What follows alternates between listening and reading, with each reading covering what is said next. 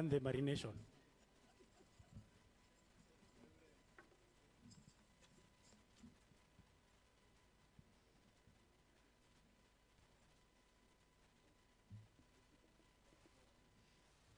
All right.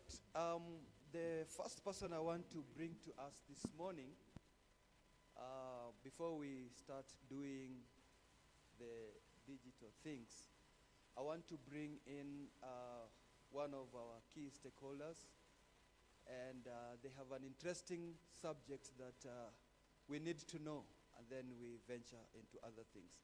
Now, I want to bring in an organization called ATAN, and this morning, ATAN is represented by none other than our friend Sam Jairo. He's going to present to us about what they do, and just to open your minds and to see where your facility can come in terms of what they are doing. Karibu sana. Can we give a round of applause?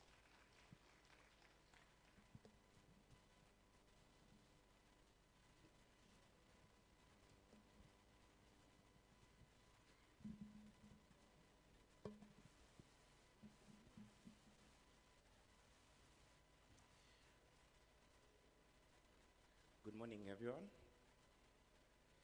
So, yes, as Bonacha has said, my name is Sam Jairo. Fortunately or unfortunately, I am not a medic, but I'm here to represent a solution that I think the medical space can benefit from. So as I was trying to prepare to present this to you, I did a bit of some research and I found out that Kenya has more than 17,000 clinical centers scattered across. Out of that 17,000, almost 7,000 are private clinics. What does that mean for you? I'll request, just go to the next slide. Every year, more than 960,000 youth get into the job market. Less than 20% of that number get absorbed into employment. So there's approximately 700,000 young people just floating around trying to find opportunities for work, but they can't find it. As I was talking to your CEO, Madam Cynthia Munene, one of the challenges that we realized health facilities are facing, and they're not limited to this, are one, many health clinics are struggling to find good talent. Why is that important? Health facilities are just like any other business. And if a business does not have good talent, it simply means that you as a health practitioner cannot focus on what is important. And so if your administrative backend is not working, it means you will delay on sending invoices. It means that your customer service will be poor. It means that you will not even push for the claims that you need to push for SHA. And that means you will not get the revenue that could help you to run your institution. That's another challenge that we found, that a lot of you are facing admin and operation overload, and you don't have the bandwidth to actually focus on caring for the patients that you have in front of you. Another challenge we noticed you had is that there are a lot of people who are looking for work, but you as employers are also struggling to understand who can we actually hire and what value will they give us. So amongst many of all these challenges that you're seeing, ATAN is trying to come up with a solution that sits straight in the middle.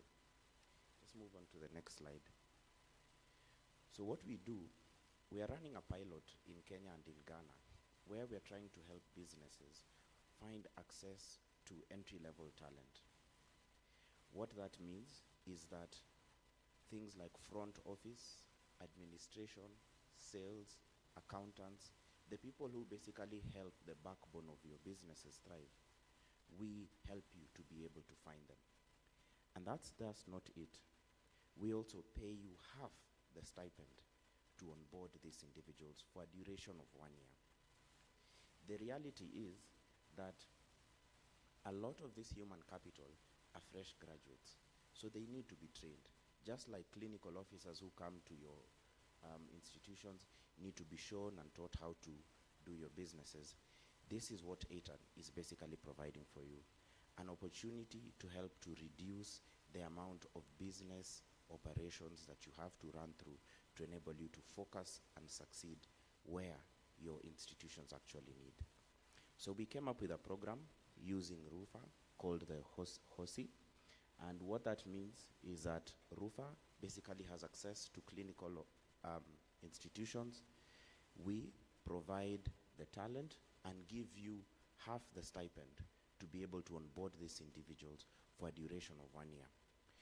Then we also have Citrin, who is providing technical design and governance expertise. As is right now, we are on track to provide 550 opportunities to African youth between Kenya and Ghana. And the reason why I'm making this presentation is because, having realized that many hospitals are facing financial and liquidity issues, this could be an opportunity to allow you to improve the efficiency of your institutions, while at the same time enabling you to provide key talent and key services to your institutions. So, because I don't want to take a lot of your time, just move on to the next slide.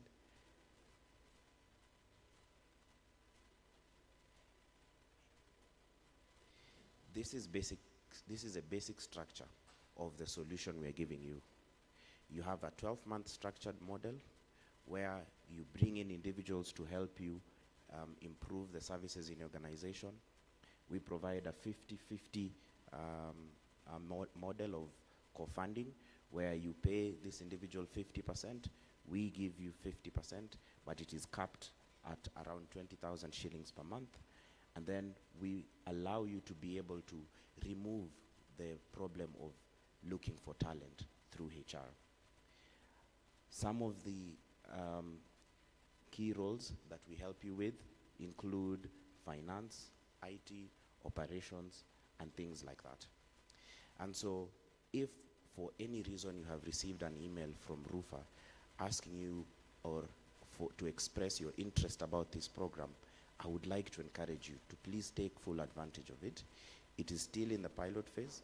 Should it receive successful implementation, then we will figure out how to scale it up across different industries within Kenya. But I think it would really help you if you were to consider taking up one of ATAN's offers. So the last slide just shows my email address in the event you would like to reach out to us. This is just the model of how it works. There's a partnership onboarding, there's the employer and the role setup, there's a matching and the placement, and the monitoring and the financials. I think if you focus on point number 2 and 3, which is ideally where you as an institution let us know what are the key areas that you need assistance with. You give us a job description. We have a pool of candidates whom we have received from partner organizations like universities, and we put your JD against the CVs, and we give you a short list of candidates that you can interview. Once you have your short list, you confirm, we sign a contract with them and with us, and we begin the invoicing and the monitoring process. It's not a simple process, neither is it complicated, but it is also meant to ensure that as you onboard these individuals and these candidates, you're not only providing employment, but you're also helping your business processes. So just the last slide. This is my email in the event you would like to reach out. That is our website. Like I've said, we have already begun operations with your CEO. So in the event you have any question, please reach out to Rupha, and we'll be more than happy to help you, to help your businesses thrive. Thanks.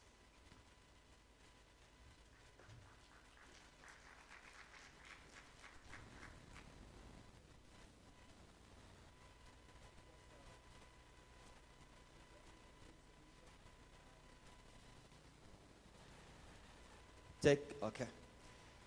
That's a great solution, and a wonderful thing that probably at the end of or during the break, you either see our friend Sam or our CEO. They'll be able to link you up with that solution. Very great one. You can have someone work for you. If you give a stipend of 20,000, they will pay 10, 50% of it. It will help you reduce your costs, and that will be a great thing. Thank you so much, Sam and Atan. We appreciate that. Without much ado, it is now my pleasure to bring in our chairman, Dr. Brian Lishenga, to carry us on from that point. Thank you. Let's appreciate our chairman. Thank you, Vice Chairman. My task is very simple. Good morning, members. I think one of the things that Sam skipped to say, and I think he didn't emphasize that. Maybe let me emphasize this so that we as facility owners can understand the context. We are all struggling with issues to do with human resource. We are all struggling. I know that because of the cash flow challenges we've had and all these issues, there's a bit of a struggle, you know. In fact, one of the things we've seen in our surveys is that there's a high rate of turnover of employees. So you're losing out a lot of employees, and we saw especially like nurses, but also administrative staff, clinic officers, all these things. So, and the background problem here is the cash crunch that you have been going through. Now, what Atan is simply saying is that we have a very big labor market out there of people who are qualified. IT, accountants, nurses, clinical officers. They need an apprenticeship, an internship to get into the job market. So this program is very simple. You could be needing just a simple management consultant, somebody to help you balance books. You know, there's that assignment in your office that you have been postponing forever. You just, I will get someone to do it. I'll get someone to do it. Your accountant is busy. Maybe you don't have the IT person you want to hire is too expensive. The Atan program is very simple. They will get you an intern, if it's an IT, accountant, whoever, somebody very qualified, very good. And they will pay half the stipend for you.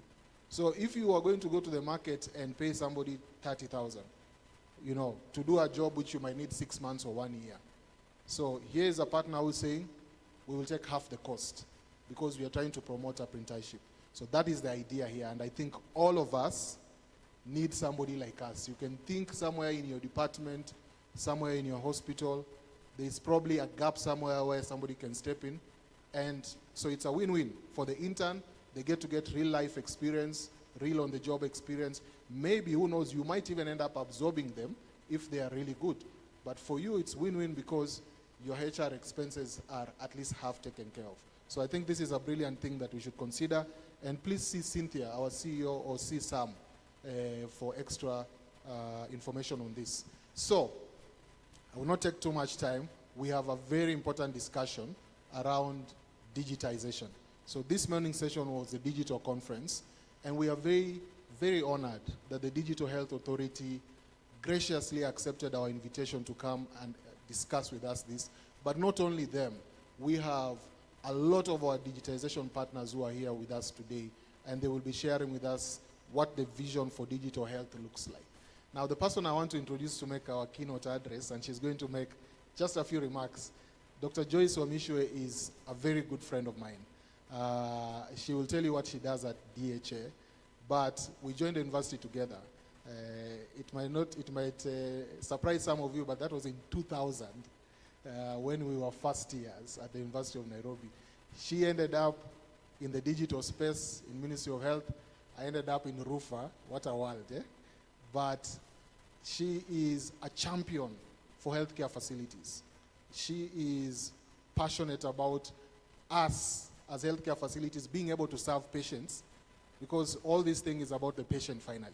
So I want you to look at it from that lens, that you are listening to somebody who fights for you, who cares about how your business does, and who is trying to make a difference in the healthcare system. So, without saying much more, my very good friend, Dr. Joyce Wamishwe, karibu sana. Let's give her a round of applause.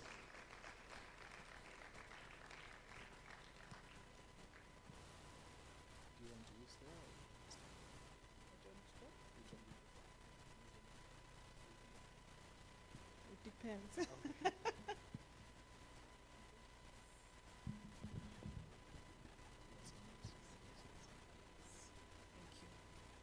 So good morning. I'm Jambo. Bonjour. Anyway, I would have gone now through the various tribes and seen how far I'll go. But allow me to say that we are really excited here. Thank you, Dr. Lishenga. Thank you, Rupha. Thank you, Rupha family, and to all the stakeholders that we have in this room. As the Digital Health Agency, we do like coming and meeting with the stakeholders who we are working with in the digital health transformation in this country. At the Digital Health Agency, I am currently the Director for Certification and Standards.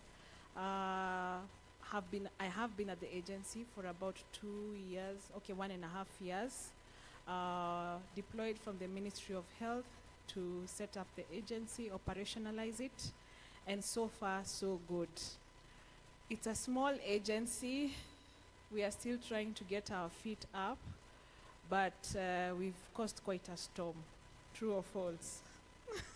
I don't know whether it's a good storm or a bad storm, but when we are doing a lot of innovations, a lot of creativity, there is bound to be a storm. I think the most important thing is to always keep on looking at where we are heading to, and if we are getting closer to our goal, then that storm is not so bad. But if we are moving further and further from our goal, then we need to always keep checking why we are not moving towards our goal. I think that is the spirit that we like to adopt at the agency. I'm standing here on behalf of the CEO. He is called Engineer Anthony Lenayara. He's been with us for quite a while. He's a substantive CEO. And he would have loved to be here, but he felt like this was going to be a very technical meeting. Plus, he's also doing other things that are around digital health transformation, so he asked that I come. So I come after a very interesting presentation that has just been done that was dealing with pain points, but from a human for health, no, HRH. It's called what? Human Resources for Health discussion. And it draws me back to a conversation we had with the WHO team a few weeks ago, where we were talking about the National Health Workforce accounts. And yes, this is something that is done annually, and we are able to tell which cadre is unhappy, for example. And the nurses are unhappy. They are leaving so fast. And it is evident in that when we looked at the data. But the question I asked the WHO team was, do you have to wait for 12 months for you to come and tell us something that we know? We now want to know why they are leaving, okay? Where they are going, and what is happening when they leave, okay? And which are the cadre, when you look into the future, can you predict which is the next cadre that will be unhappy? Which is the cadre that is happy, for example? And that is when we started talking about digitization, so that we have real-time data by county, by cadre. We look at the numbers and we are able to make a decision. So that was a pain point that was being solved using the digital health solutions. So that now takes us to why DHA was called to do this keynote address. The title we were given was From Hospital Pain Points to Digital Health Solutions. I think I've already finished the presentation, yeah? Using the previous presenter. So the Digital Health Agency, just to start, so that we can all know what we do, our mandate is well explicitly provided for in the Digital Health Act. And from a layman perspective, our work is to digitize the health sector. Now we know the health sector has certain pillars. If you read WHO, we know the pillars. I've just addressed one of them, that is the HRH. We also know service delivery is another pillar. We know financing is another pillar. Which is another pillar? Which other pillar do we know about? Do we have a roving mic? This is not going to be a keynote address. It's going to be a responsorial address. We have the one that we keep on talking about, the HPTs. Watu wakienda hospitali na wakose madawa, are they happy or not happy? They are unhappy, okay? And then of course we have governance and all those other pillars, the building blocks, that is what they are called. So from a hospital perspective, I would just like 3 or 4 people to tell me what are these pain points that you see digital health agency coming to solve with digital health solutions, because that is what our mandate is. We digitize the health sector. So we look at those pillars and we look for digital health solutions to solve, to deploy to solve those pain points. So just so that I can get a feel na niwaamushe, I think the band did a really good job keeping us company. We have danced, but now let's get into some technical discussion. 3 or 4 pain points, or even 2. Who can talk about 1 or 2 pain points? Ndio tukue pamoja. You know, wako sawa?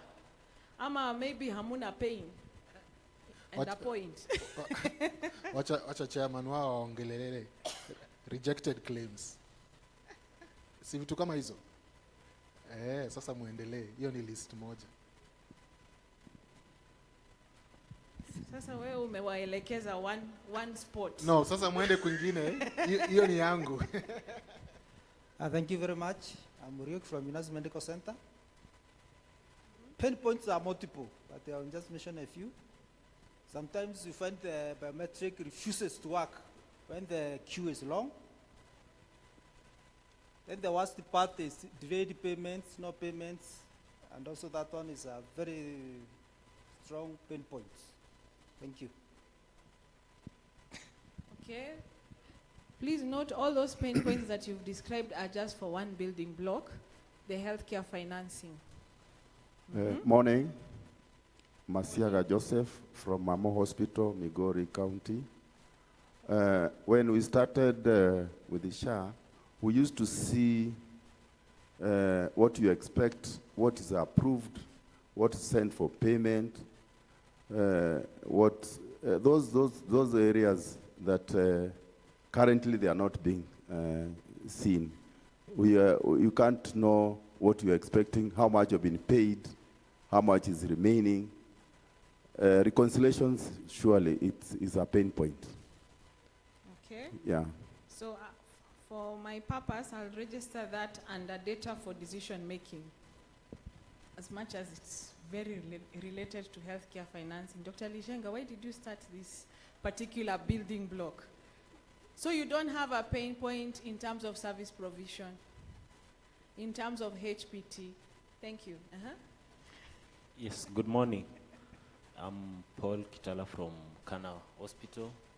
One of the pain points is that you DHA people, your communication to the SHA offices, people who are handling matters of customer care, there's a bridge that when you visit the offices, you'll find there is nothing they know concerning maybe the returns, the sendbacks on that. And also in case of failures in DHA, or maybe you are doing something on DHA, maybe system update. I know this is the time of implementation, and when you are doing implementation, there are a lot of things that entails with system breakup, maybe system not functioning. You don't also communicate. It's only, since you started, I only saw one communication that you made, that there is a system maintenance that you are doing. But on other times, you'll find us holding clients for long. Even there's a time we hold client for a full day because they are not able to pay cash and they'll have to wait until the system works. So there's that bridge.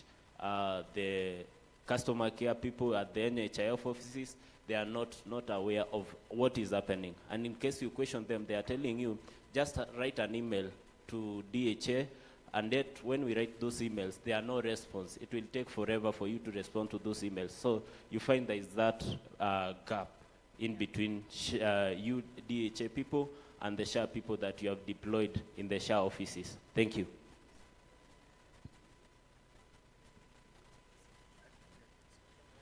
Thank you. Now the pain points have started Good Green. morning. Thank you, thank you. Mhm, Good morning. My name is Margaret from Rosemeg Medical, Meru County. Where is she? Right here. Oh, okay. Uh-huh. Yeah. Thank you. So our pain point is where the system is the doctor in itself. Like it decides what you should treat, how you should treat it, and how you should admit your patients. For example, if a patient comes in with multiple conditions and you raise like a pre-authorization, it would only capture that. After your lab test and you see there are other underlying issues, it is not able to like address that in terms of payment or granting you go ahead to like treat the other conditions that you have detected. So the system should not be the doctor. Sorry, thank you. So you said you're from Meru? Yes, Meru County. Meru County. Yes. Okay. Yes, my name is Kiambi from Meru County again. I think Meru people eat Imera and then they are very well. I am from Mitungo Hospital. Now, the other pain point is when somebody comes to your facility, the same day or within a period of 72 hours, he or she has been into another facility. Sasa kama amekuja kwangu saa 7 na alikuwa mahali pengine saa 2. When I raise that claim, inarejectiwa because alikuwa mahali pengine, for example, due to a similar problem. I have no way of knowing this person was in another facility so that we discuss. The only way I will know that alikuwa kwa another facility ni when the claim is rejected and I'm now following it up. Make it easy so that we reduce the complaints. Thank you. Okay, thank you, sir. The last pain point. Not the last one, because there are many, but yes, for purposes of this discussion. Yes, again, now, I've been going through the sandbags that we receive as an hospital, and one of the other challenges that we are facing is that during your rollover of your system, when maybe you are checking on a claim, you'll find maybe someone we treated an inpatient client today, and when now you are doing your rollover, you'll find that the client, maybe we admitted the client on date 6, and the billable period, we billed the client on date 6, and then now his cover was ending on date 9, and then he pays on date 13. You'll find that the claim has been rejected, saying that this person started paying on date 13. The period of payment is from date 13, so we cannot pay you. And you find that is not our problem. Maybe the employer delayed to pay the policy by 1 day or 2, and you'll find you are rejecting it instead of accepting it. So that is another issue that we are facing on returns. Okay. Hello, my name is John from Nairobi, Kasarani Maternity. It's a bit confusing because we are directing our claims issues to Digital Health Authority. Our contract is with Social Health Authority. So who is running what? It's a bit unclear. I will provide that. Good morning. My name is Morning. Robin from Mekindani Hospital, Mombasa. I still talk about the same issue. Communication is an issue with DHA and SHA because we are getting so many new changes coming onto the system without communication. We get claims being rejected on the basis of maybe new things that have been required and there's no communication. I wish DHA, SHA, and ministry should improve on communication. Next is about the system. The system is a bit cumbersome because we expect the system to make our work easy, such that it's seamless. Communication between the providers is easy, but the current system is not so friendly because there are so many things that you have to input. Patient has to go back and forth, put OTPs, biometrics, check in, check out. It's so cumbersome for the patients. Thank you. Ma'am, Thank you. My name is Godfrey Karuru from Solaya Hospital. After the staffs have seen client from SHA, and the patient have come, and you have treated them. Actually, they have filled everything, and they have been discharged, and they have signed out. Only to maybe, after you look at the records, you have done like 100 clients to SHA, and they have been completed and submitted. But when you look at the portal of what you are supposed to be paid, you find that you have seen 30 clients. When you ask them where are the rest, they tell you that those clients that you saw, we sent them an SMS, but they did not say that they were treated. So clients are receiving SMS to ask them, were you treated in Solaya Hospital? Maybe these people are busy, or they don't even know about it.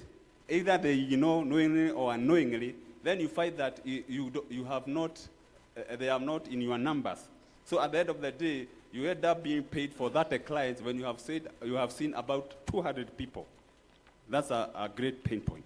Thank you. thank you. We can now close it. Hi, Doc. Yes. Good morning, everyone. My name is Tapens, Kentap Medical Center, Mlolongo. Daktari, my question is, there are those instances that you just wake up and you find there are changes in portal without prior communications.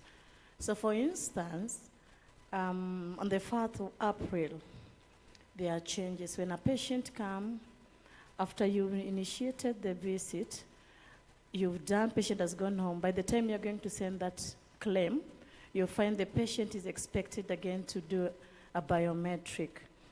And it wasn't really communicated to us. So calling patients to come back and have their fingerprints or we discharge, this for level 2 facility. And I think this is not the first time it's happening. And I believe it's not in order that 2 people are in contract and contract is being manipulated or managed by one partner. That's a breach. Number 2, concerning the DHA, there was an instance we've been having issues with biometric system failure. So at times you try to put your machine in another computer, maybe in another consultation room if the reception is delaying. And so I noticed when we downloaded the health ID in another computer, that's for level 2, you realize it automatically, the other computer kind of become inactive. So in a level 2 is like you cannot have, we cannot download the health ID in 2 computers. So I did a call to DHA, and the response I got is, for level 2, you don't consider having 2 computers or 2 biometric points. I don't know whether this decision can be reconsidered. My last is concerning the patient having their biometric both at admission and discharge for level 2, especially PHC. At times you see so many patients. Will you have a better way of handling? Because now our system is not becoming efficient.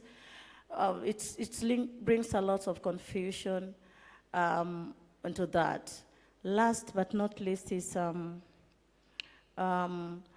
for claims that is rejected, maybe, just my thought.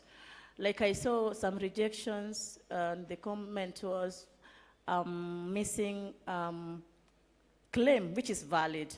Is there just opportunity to give us a chance to attach that claim? What do you think? Thank you. Thank you. Give yourselves a clap. Good morning. If The we last continue one, like please. this, we will not Kindly. continue. Okay, Sawa, thank you. Yes, on 2nd of April, we woke up to a consent where we were needed to sign from the system. And the moment we signed, it started deducting 2% on every claim form. My worry is we are quick to deduct the 2%, but again, the aging is overwhelming. Where are we balancing in terms of our payments and in terms of reconciliations? Thank you. Okay, thank you. So thank you. Clap for yourselves. Let's clap for ourselves. That was quite engaging. So allow me to give a background based on the pain points that you've talked about. And many of them are about the system that we are currently having for SHA. So for digitalization, digital health is more than SHA. Let's just start from there. So I would like you to think back at your health facility and identify which are these places that you would want to digitize for increased efficiency. How many of us come from facilities that are currently using a hospital management information system? Is it end to end? Is it end to end? It's end to two only, out end to end. And the rest, it's patchy, okay? Yeah? So that is one of the things that the Digital Health Agency is interested in. Because a lot of the things that you've raised today, if we now had those hospital management information systems onboarded onto what we call the digital health superhighway, and I'll be talking about what that means, then a lot of the things you are describing would not be happening. But why do we find ourselves where we are? So we have facilities in Kenya. Currently, we have about 16,000. 10,000 of those are SHA contracted, or rather are offering services under SHA. About 7,000 are public. FBOs are about 800 going to 1,000, and the rest are private. Rupha encompasses the private, the rural private facilities. So you are in there. Other, let's say, the 8,000. Now, facilities are at different stages. We have facilities that are fully digitalized. End to end, there is practically no paper in the clinical journey. Once you get in there as a patient, you are moving from one place to another with no paper. But we also have facilities where it's hybrid, okay? And we have those that are manual. So the system that you know as SHA system, what we call the provider portal, is a temporary solution that we brought to make sure that all facilities, whether you have a digitized system, whether you are hybrid, or whether you are manual, you are using the provider portal. The only thing with the provider portal is it makes you do things either double work, that is for those people who have the HMIS. So you come from this system, then you jump into this system. You could be jumping between two computers, or within the same computer you have two windows open. Or if you are manual, then you are operating retrospective data entry, which is what a lot of the people who have stood up here and said, we woke up, we found discharge OTP or discharge biometrics has been put, and we got stressed. Because those, I can tell, are either at hybrid or at manual. They are at that level, and that is why that is really stressing them.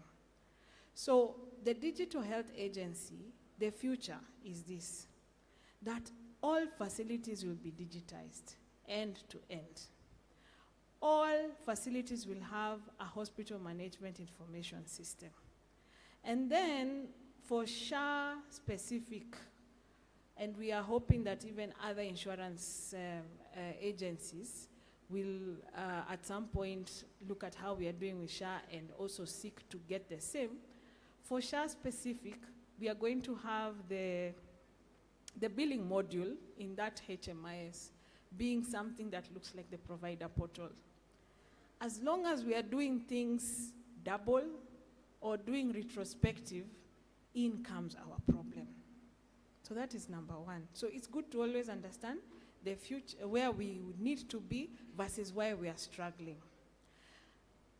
The second thing is, during the NHIF times, were we having a discharge biometric or OTP? Was it there? So why are we surprised today? The reason why we are surprised is because at that particular time, NHIF, was it being done at level 2, level 3s? Was it being done in dispensaries? It was being done in dispensaries.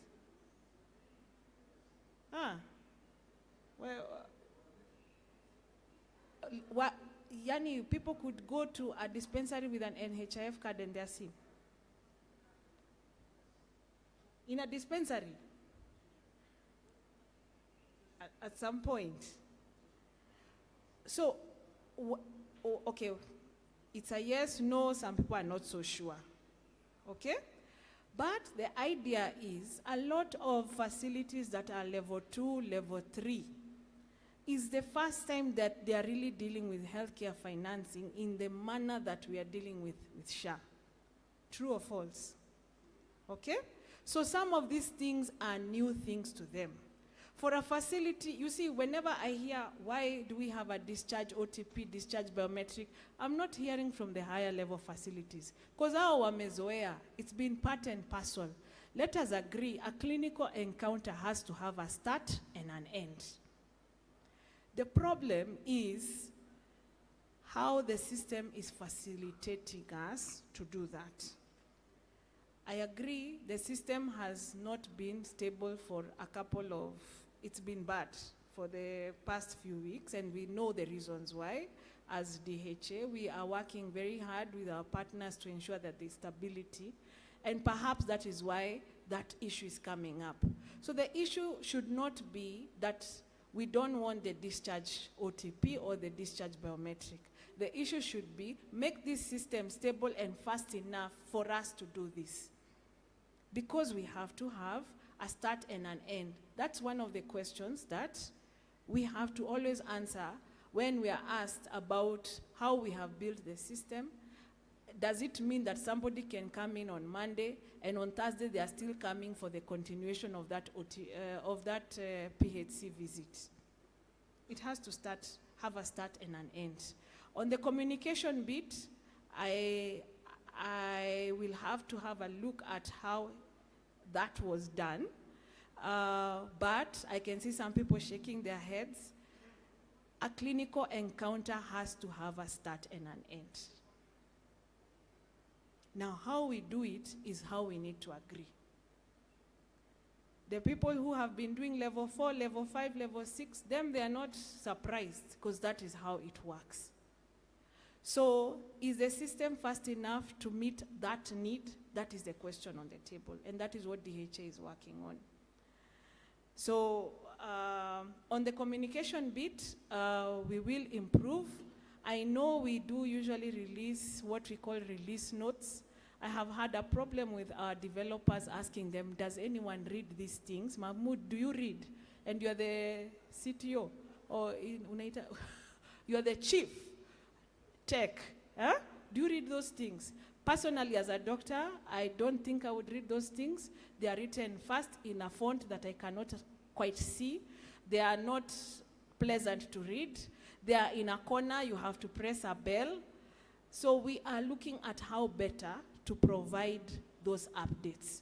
There's a time we were putting them in the WhatsApps. I don't think that's also a systematic, smart way of doing things. So it would be good to hear from the audience. How would you want us to communicate updates so that they reach whoever they need to reach in a timely manner? In a font that can be read and is pleasurable. Mahmoud, I would like that answer before I leave the podium. Okay? Yeah, I'll tell you when. So that's number one question.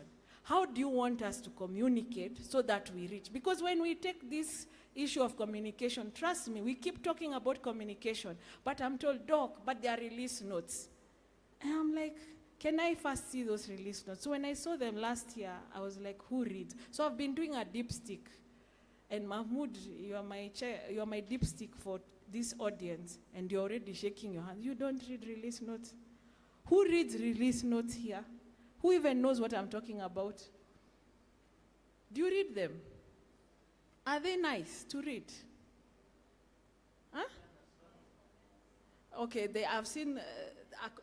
Now, if you comment, you might make me lose. Just note, so that now when I hand over back, as you comment, you give me how you'd want the communication done. There is an interesting question that came from John. He's wondering, what is a DHA person standing, and we are busy saying, send back, what back, nini, all the backs, what's happening? Why are people standing up and saying those things to DHA, yet the contract is between the facilities and SHA? So DHA is a service. Look at them. Look at us like a service provider for SHA. When I started, what did I say? Our work is to digitize the health sector. What does health sector include? I talked about pillars, or what people call building blocks. Healthcare financing is one of them. SHA is under healthcare financing. What is the government trying to do? We are trying to say people to specialize in what they do best and leave, and therefore we know, like from management books, specialization has got its pros. So that is what we are working towards. So SHA specializes in strategic purchasing of quality services, health services. DHA specializes in digitization of the health sector. KEMSA specializes in delivery, purchase and delivery of the medicines. Should KEMSA worry about the quality of the medicines? Who should worry about the quality of the medicines? Who should worry? PPB, Pharmacy and Poisons Board. Who should worry about whether this healthcare worker is legit or not? The regulators, okay? So when someone comes and says, Joyce, I put in my license number and it is returning expired, is it DHA? It's not DHA. Because what DHA has done is facilitate the communication between regulators and facilities. So DHA has provided that pipe.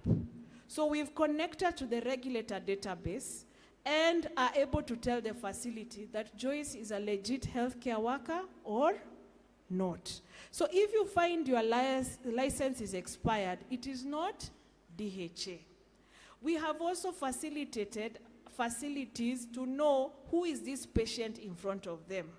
Before those days, that issue that the gentleman from Meru has just talked about, and shouldn't be happening today because we are digitized, you are supposed to be able to know this patient has gone from here to here to here.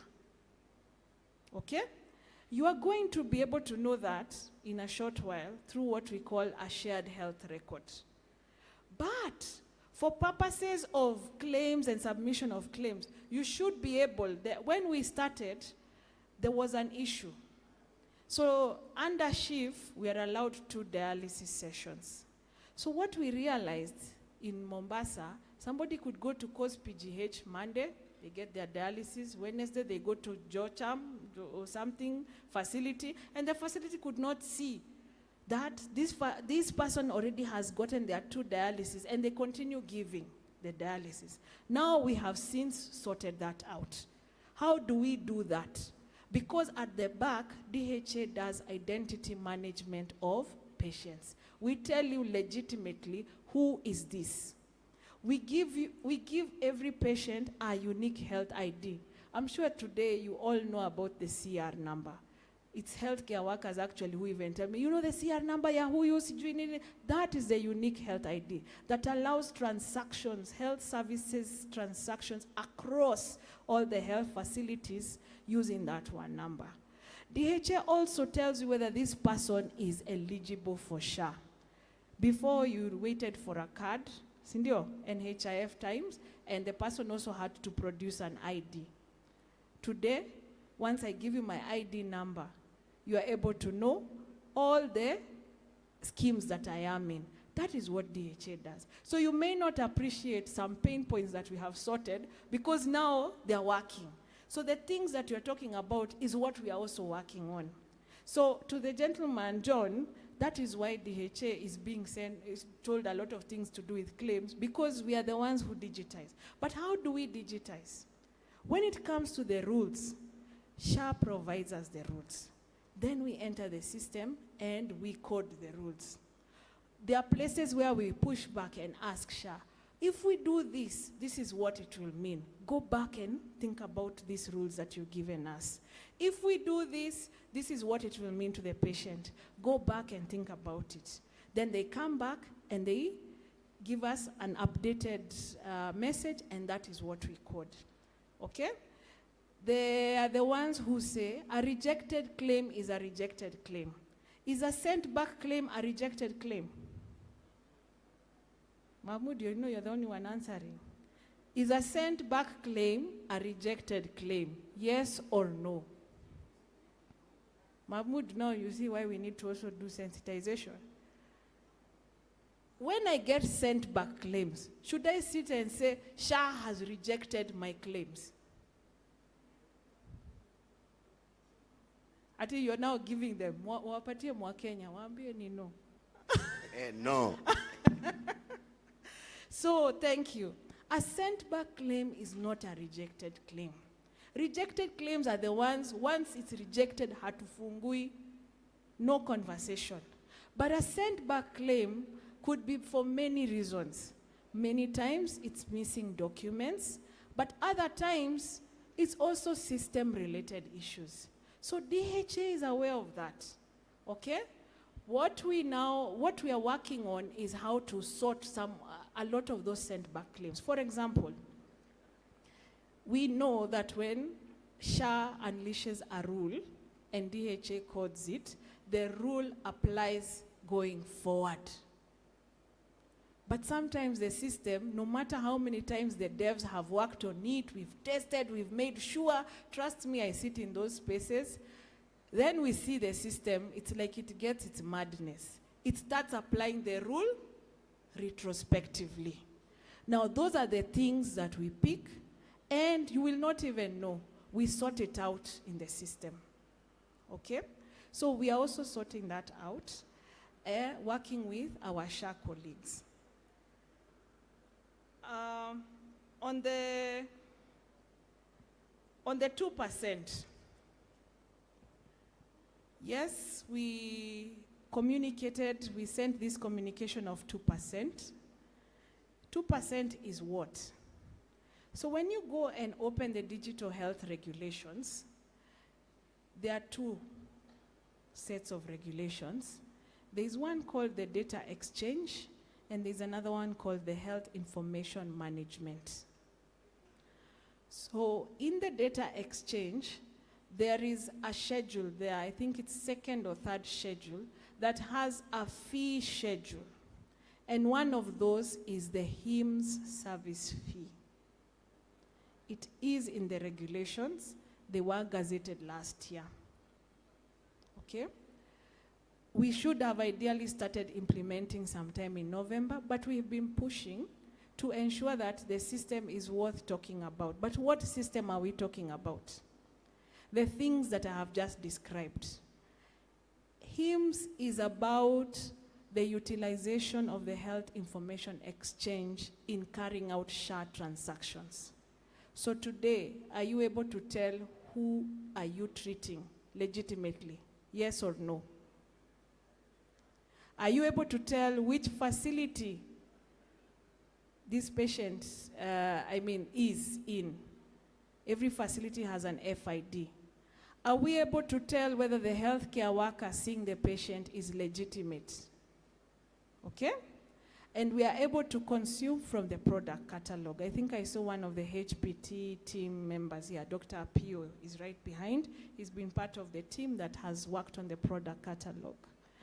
We are waiting to have the shared health record that will enable the Meru gentleman to be able to see this patient has been from here to here and has been seen just today morning, because every clinical encounter, if you read the law, should be updated in that shared health record within 24 hours.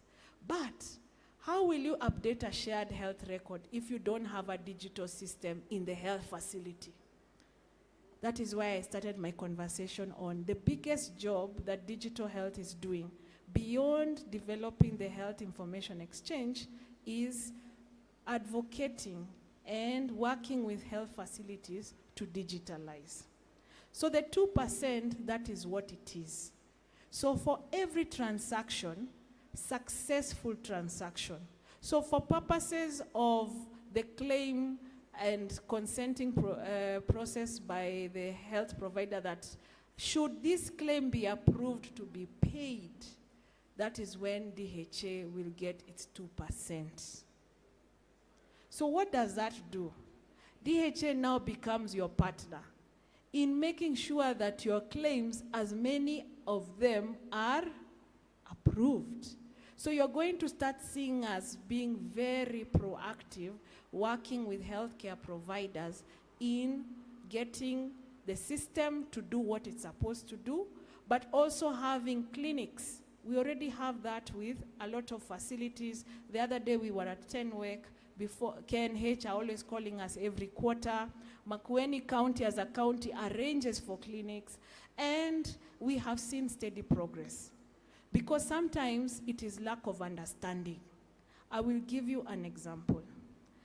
Today, for the oncology patients, we have something called immunohistochemistry. How many times is immunohistochemistry allowed for a patient per year? Who knows? Nobody knows, Mahmoud? Nobody knows. It's once. But we have a facility the other day that wrote to DHA and said, why are we getting this error? The patient is in front of us here. What is wrong with you, DHA? And you know, when now people want to talk badly, they find out even my email, and I am in there, I am seeing. So, as a doctor, I first started by wondering, the last immunohistochemistry was carried out when? On 31st March. I think it was 30th March or 31st. And then we are now requesting for another one on 6th April, just this week. So I asked, why? Then now they started, oh, you know, it only allows for one marker at a time. And I was like, but are you guys aware that you're only supposed to use this in such and such a case? And that is why SHA has only allowed for once per year. They're not aware. So sometimes the things that we do is because of we are not truly understanding how SHA works.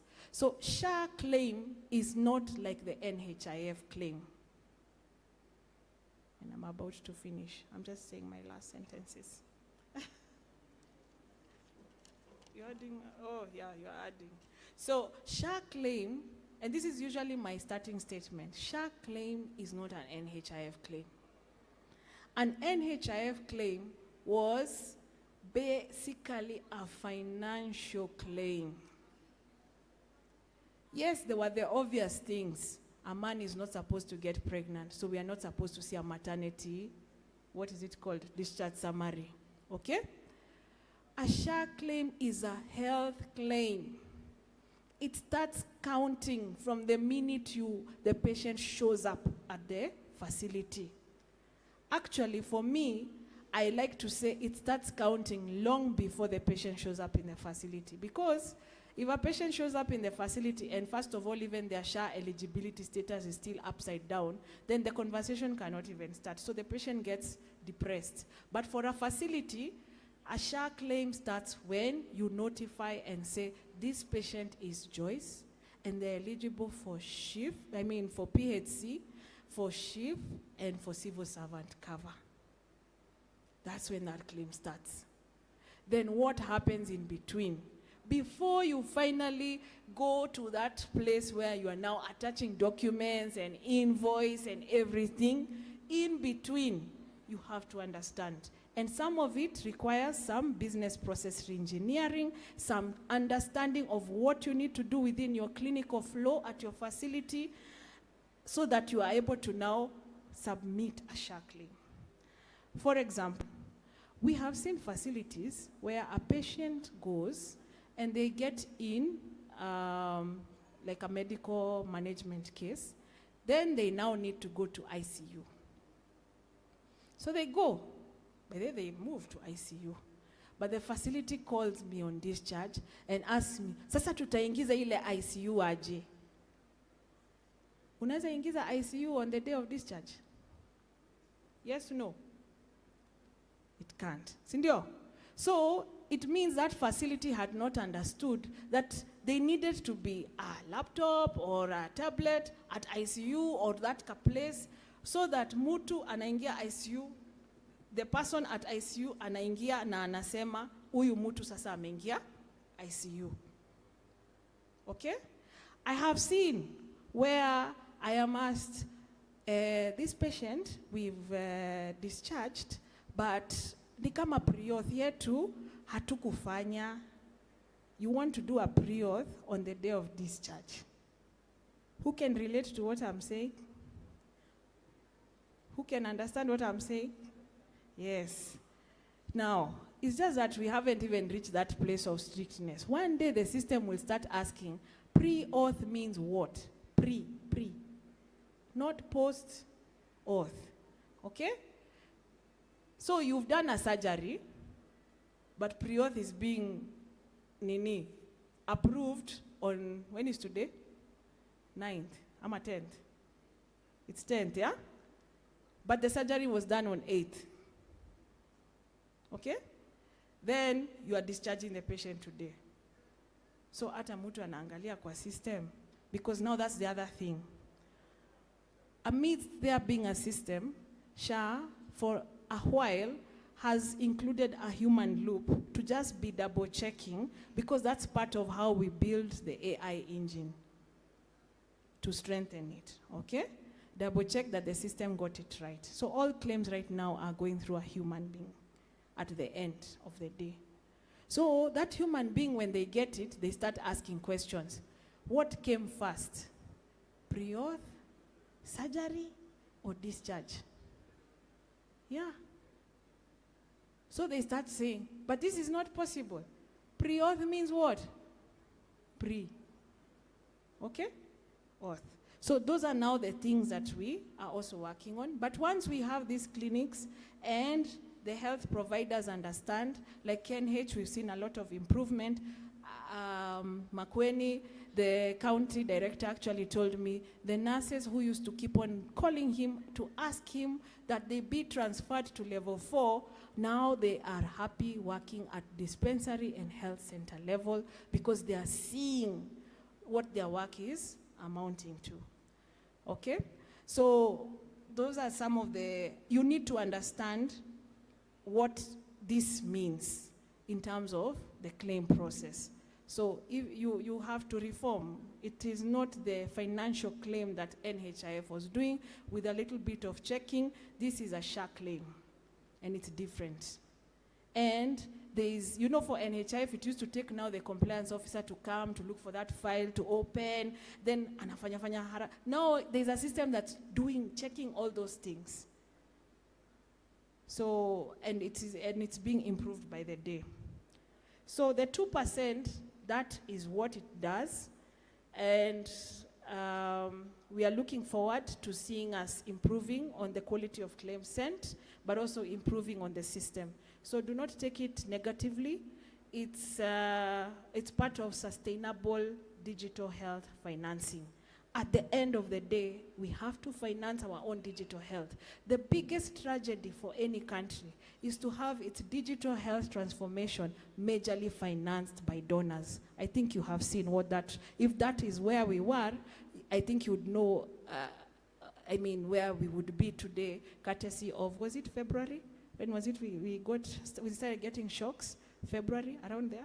Last year, somewhere, okay? So I can talk a lot.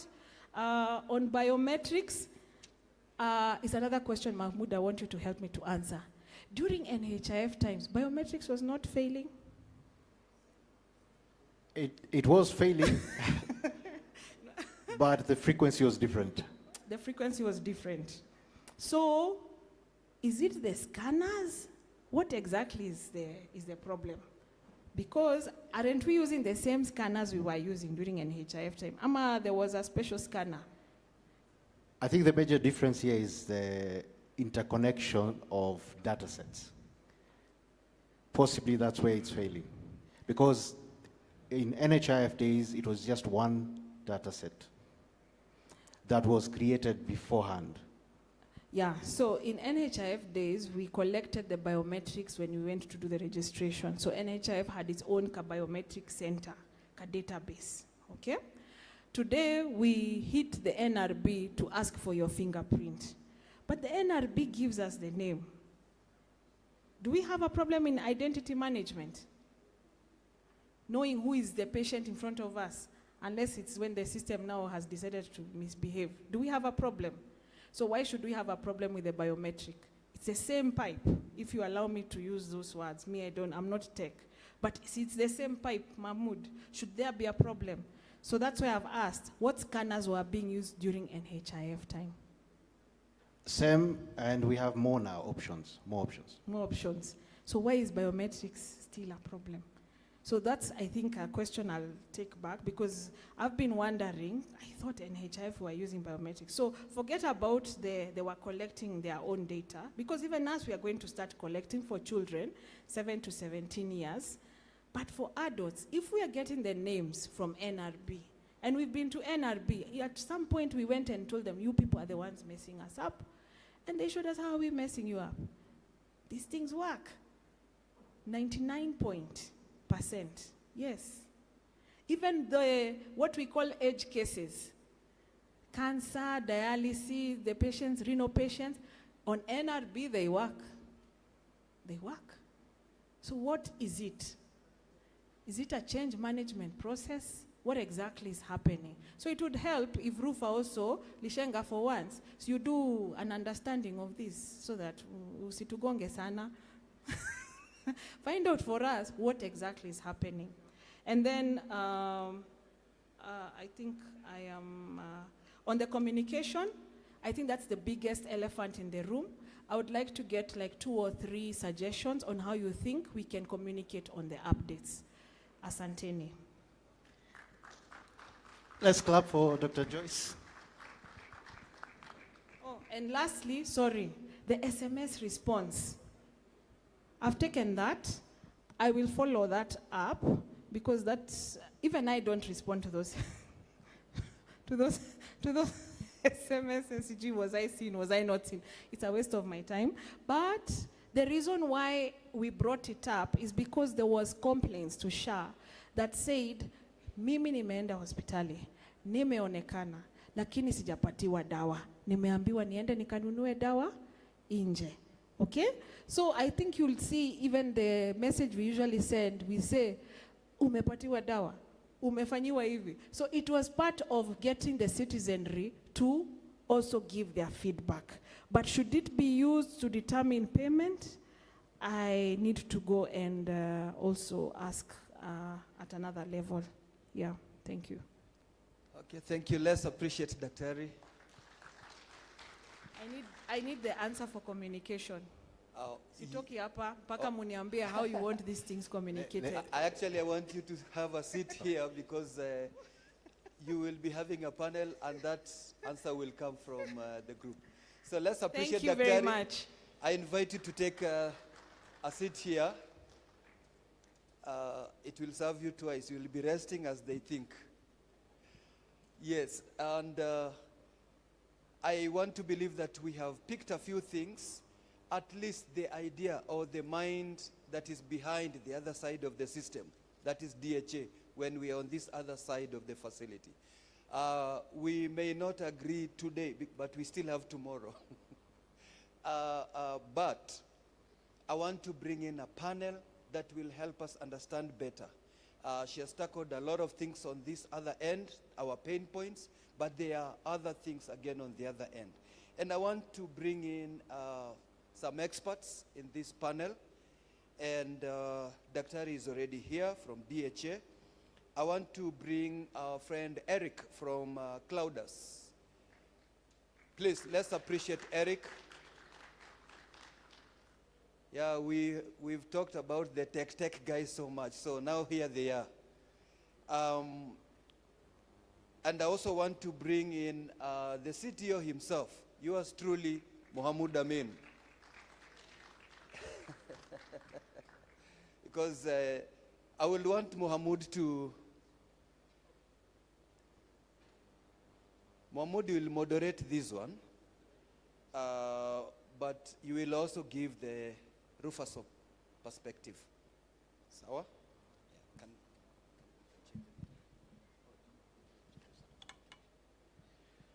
Thank you, Reverend. And good morning, everyone, once again.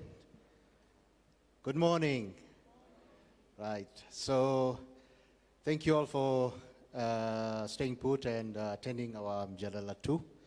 We'll be very, very brief.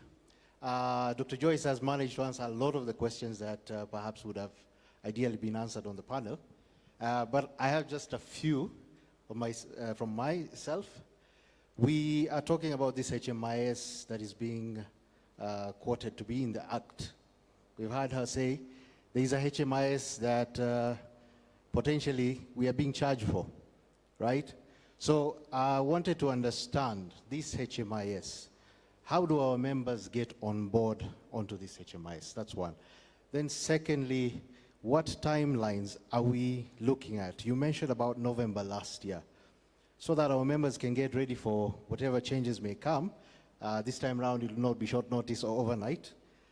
So if you can share those sentiments, that would be great.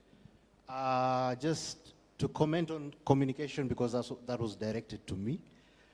I think I would be speaking on behalf of everyone if we agree that before SHA, there was quite a bit of stakeholder involvement. What do you call the associations, the organizations, there were a lot of involvement during that time, but for some reason that sort of dissipated. So I feel like you guys are doing a lot of hard work in communication, and it would really help if we can bring back the associations, the organizations that are behind these members to trickle down this information a bit better. It will ease in the workload of communication, and we can be able to deliver that communication last mile. So that would be my suggestion, and if the chair concurs or then this would be our suggestion to carry forward. Thank you. Okay, thank you.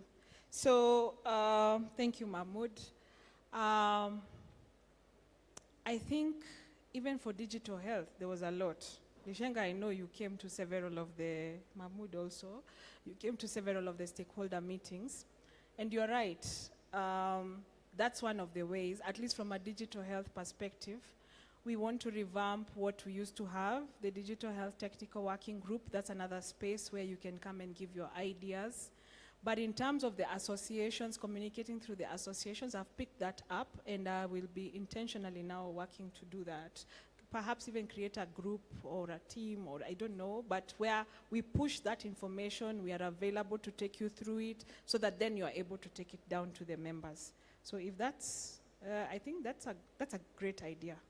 Okay, so okay, we'll still continue posting the release notes for the people who understand how to read them. Obviously, I'm not one of them, and they do have their audience.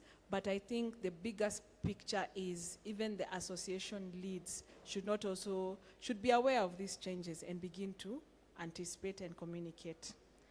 On the HMIS that you've just talked about, allow me to correct you a little bit. So the fee is not for HMIS.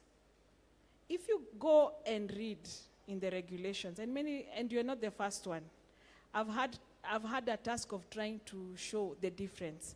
The fee is for health information management service fee. Okay? And where do we get it from? So imagine that tariff. Like now this one, I know if I ask, I'll get the answer. How much is appendectomy? Okay, let me ask, how much is normal delivery? The tariff? I can't hear from behind. 10,000, yeah? Appendectomy? Ama huku hamuko kwa hiyo level. 40 something, doc. It's 40 something K, okay? So for the cost accountants in the room and for the people who cost their services, when you're costing a service, there are certain ingredients you put in that service. One of them is the space you're going to see that patient in. So you apportion rent to that cost. The healthcare worker, you apportion their full-time equivalent. True or false? You apportion several things, and one of those things, if there was no digitization, you'd also be apportioning a patient file, printing of a patient file. You apportion the data clerk's time in that costing, okay? So some of those things that would be done if you were having, there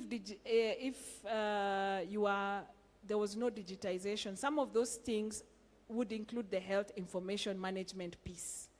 So those things we are now doing digitalized. We are telling you who is this patient. We are telling you the eligibility of this patient. We've gone further ahead just to make sure for sure that they can tell that this healthcare worker is a legitimate healthcare worker.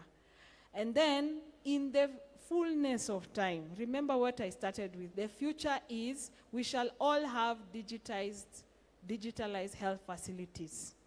So even the data clerk, I know right now you have hired many to sort out because you are doing retrospective data entry. Recall what I talked about so that you can put in the SHA provider portal. But the day you digitize, then you come and we integrate you so that now it is not the SHA provider portal you'll be using, but using your HMIS, the Hospital Management Information System, you will be able to do identity management. Like you will be hitting somewhere and it will be telling you, it will be doing the same things that provider portal does. When that day comes, you will barely need a person to really handle submission of claims. A lot of that will be done on the back end within that HMIS. That fee is that, health information management. HMIS is another whole discussion. Rupha, muko na Rupha Soft. Sindio? Sisi, hatukuji kuua Rupha Soft. Tunataka mutuambie when Rupha Soft is coming to the table, ndio now we start talking integration. Then, for the people who are doing hybrid and are still manual within your network, muonge story ya Rupha Soft. And there's a time I even told Daktari, Rupha Soft should not just be contained within Rupha family. If Rupha Soft is a good HMIS, we have other customers within the private sector who are also looking forward to digitalizing, because huko, private sector, government, the most it will do is sit and give guidance. But we are not going to be able to finance, you know, the devices that we are giving to public health facilities and also the EMR. So we want to see a stage where DHA, mimi tunakutana kwa a room, private sector network, wako hapo, nyinyi mmekuja na Rupha Soft, mimi nimekuja na Taifa Care. Alafu tunaangaliana, tunamenyana so that we are pushing to have all health facilities digitalized. I hope that is clear. Huh? Timeline for integration. Yes, for the transition. For the timeline. Transition from provider portal. Okay. The hard stop. So, provider portal, we are supposed to have moved from it even for public facilities. But we haven't, because there are things that we are working on to make sure that shift claims can be sent optimally. Okay? But do not wait for that time. Come officially as Rupha Soft and let us start doing what we have done for Nairobi West. Nairobi West can, through their system, are able to do things like identity management. Okay? Now they are waiting for the last bit, the shift part, and then they'll be fully integrated. Because again, integration, we needed to have some guinea pig facilities, and we have progressed quite a bit. Now we have a less painful journey for like Rupha Soft. Yeah. So come early, because soon, one day, provider portal will be switched off. Thank you. Mmesikia? Thank you. Mtakuta siku moja hakuna provider portal. Lakini tutakuwa tumewaambia. Right. But do not wait. Come, we talk about Rupha Soft and how it gets integrated in the digital health superhighway. Yeah. And on that note, you'll be very pleased to know that we also integrated with the HIE on Rupha Soft as well as provider portal. So both options are available, which we'll be showcasing in a bit. And on the bit of the manual work and the repeated work that provider portal presents, it's immense. I'm sure a lot of the hospitals here have had to go back and hire people just to sit on scanners. So I think this is a welcome opportunity if we can go digitalized. We also have another panel member here. Eric is representing Cloudus, and I would allow him to speak a bit about what the company does and how Cloudus brings to the table when it comes to claims management, digitalization, and specifically AI involvement in pre-adjudicated cases, so that these claims that we push through do not end up being rejected eventually. So, Eric, take us through kindly. Thanks. Morning, everybody. Is it still morning? Good morning. Nice to be here. Thanks for the invite.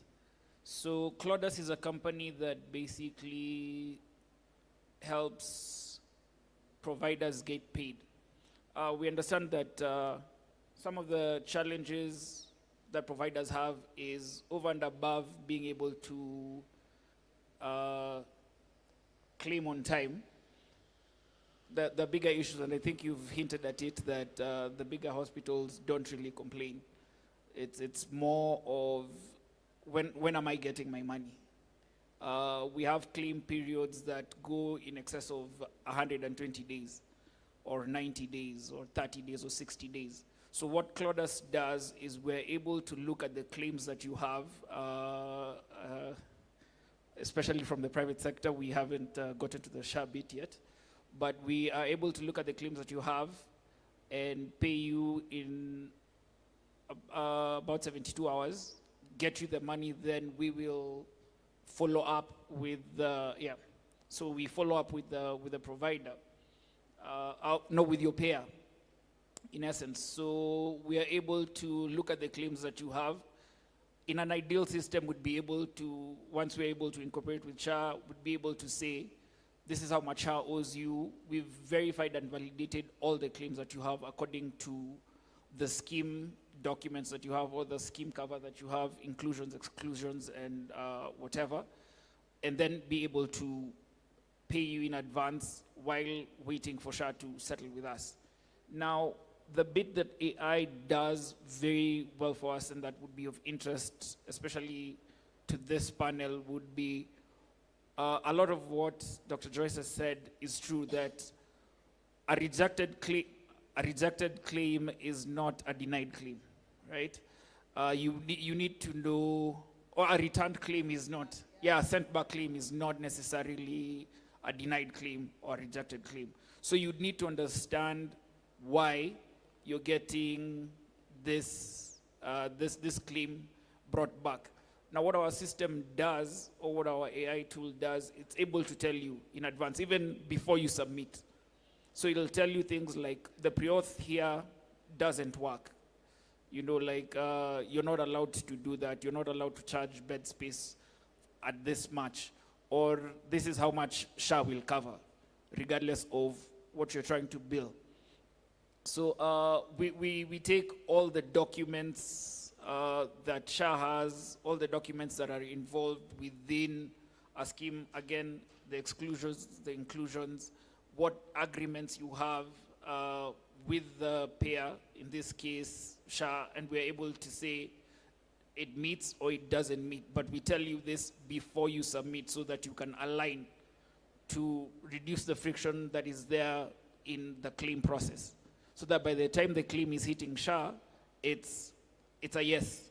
So if we also, on the SHA bit, what we also try and do is alert you for fraudulent claims or for claims that are falling outside of what you would normally be able to settle, what you'd consider this is a problematic claim. And we're able to show that, because we also have a payer portal, and you're able to see, so if the payer would wish for us to go ahead and pay the claims, they would be able to see the claims that have been paid for and the reasons that this, if there's us denying or giving them warning, they would be able to see exactly why. I know we'll have a demo later on to kind of take people through this, but yes, yeah. Yeah, thank you for that. Beautiful. I think that sets us up very well to talk on the next point, which involves DHA and the entire digitalization program. Essentially, we have very many companies that are interested to work in this healthcare space, but you find that it's very difficult to get into. A lot of the insurance companies that are existing right now do not even understand what FHIR is. So there's quite plenty to be done, essentially to unify the entire space, to bring clouders into the fold so that we all speak one language. We don't need multiple channels to send the same patient's record, for example. It will be very tedious for the hospitals, for the patient. Eventually, they're the ones to suffer the time that it takes. So I don't know what DHA has in store to bring companies like Clouders, like the insurance companies out there, into one singular platform. Okay, so I'm still learning about Clouders. Cloud Earth, but I'll talk about the health insurance providers. So it's in our vision board. We know that at some point there will be the type of patient who has, like yourself, I'm sure you have Bupa and Cigna and a lot of, even Dr. Lishenga, I'm sure he has like 3. So oh, there's Rupha 360. Oh, okay. So, so you have more than one insurance cover. And ideally, as you have rightly said, your health record should be able to be viewed, of course, with your consent, to whoever needs to view it for purposes of ensuring that you get your health care. So we have what we call certification. So for us, we've built the highway. It's like the expressway. It's a digital public good. And we anticipate that health insurance providers at some point, right now we know that they are peeping and watching how SHA will go, but at some point, and we've already started getting positive remarks from some of them, they will come and say, we want to be part of the highway. Excuse me. Why? Because DHA will enable them to do something that they have been taking quite a while to do, like identity management, and use of that cover in a health facility, the same way we are doing with SHA. So certification of their systems is one thing that we'll have to go through, and one of the certification points that we are looking at is things to do with security, things to do with interoperability, and in comes what you called FHIR.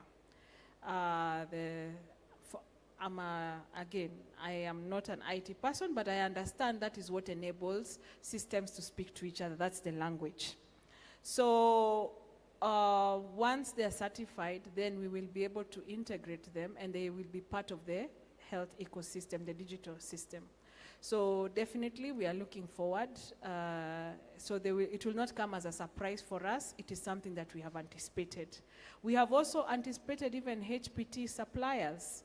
They will want to know which are these facilities that are in Kenya, what are their orders looking like, so that they can be meeting that need, okay? So, but the bottom thing, as you've said, is we've defined from a digital health perspective, for you to play the games within digital health, you have to meet certain criteria. That criteria, you take your system through certification, we check it out for you, then we have you get onboarded. So we've already thought through that. Now for Cloud is AI, and would need to really understand, how you're doing things. Already we have some of that inbuilt, such that when provider, what the providers call it, it's errors, yeah? but we have inbuilt, because we are saying, by the time the claim leaves the provider portal, or the point of care solution, because HMIS is there, it should be close to 95% sure bet that that claim is good and will be approved for processing. That is what we are working towards too. So we are making sure that at the point of care solutions, we are putting in as much systems or engine or whatever it is that will tell the healthcare worker, look, that attachment that you have attached is wrong. Of course, when we have integration, such things should not even come up. That's why we are pushing for digitization. Yeah, thank you. Just a quick question, Dr. Joyce. In and around being able to gather like health history for an individual, because I know the president famously said that there was one individual that had more than 10 amputations. And so the question becomes, where are we at with being able to reliably look at a patient and have their health history so that we're able to flag claims that do not make sense? Yeah, so for that, 10 amputations and I don't know how many, I'll not comment on that. But recall at the start when I talked about a shared health record. That is the data portability bit that we haven't still gotten yet. So once we have that, we will then be able to tell all that information. So first, it will be advantageous to the patient, the client, because they will have their records in their hands on the Afya Yangu portal. They will decide who sees their health record, okay? Right now, we are at the level of thinking, should it be a flat health record or it should be in lockers, like the Indian system? Okay, such that if I don't want my chronic disease history to be seen, I put it in another locker and I only allow a certain caliber of doctors to see it. And then to the provider, they'll be able to log in and see that Joyce went to this hospital, she has this chronic disease, and this is what has been done for her. The reason why the so-called amputations or the so-called pregnancies that were being talked about is because the SHR is still yet to go live. And I'll give an example like for the pregnancy. Part of it was because of referral. Because right now we are still building, okay? Our facilities are still not 100% digitized. I don't know what happens in Rupha facilities, okay? Because Rupha Soft is yet to be onboarded onto the highway. The most we've been able to integrate is the things that are critical in conducting SHA business. So for now, we can tell how many dialyses you've gone through. That's part of identity management, but we cannot tell more. To tell more, we need the shared health record, which is what we are building. Yeah. Yep. Thank you, Dr. Hello? Yes, so you mentioned about fraud, and there's a specific number that has stuck in my head stubbornly, 165. I don't know if you guys can relate.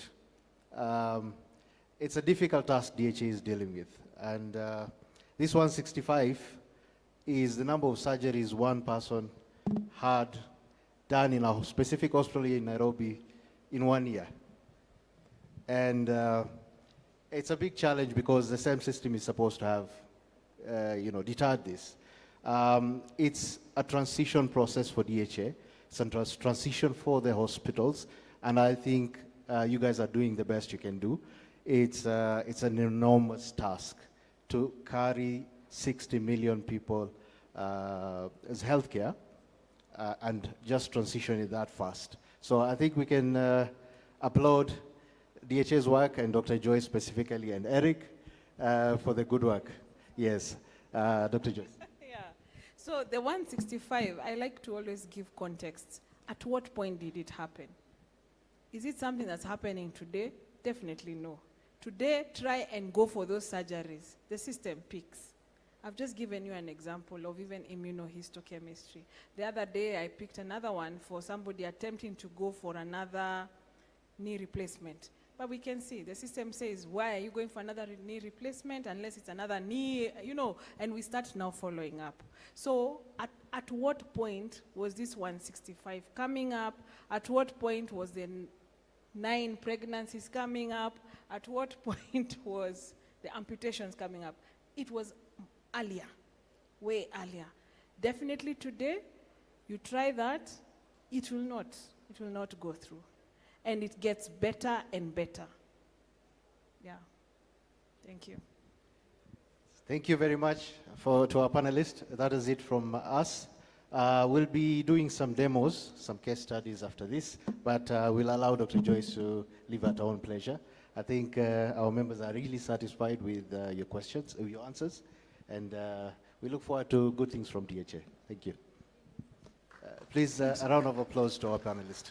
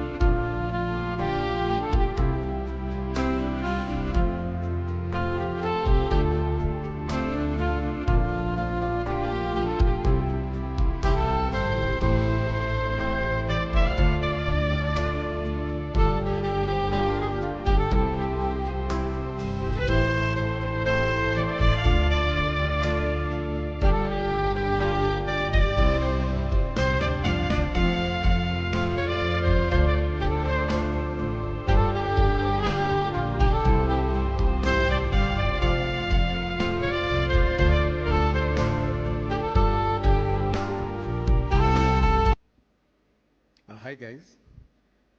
My name is Kuria Masharia. I'm from Clodes.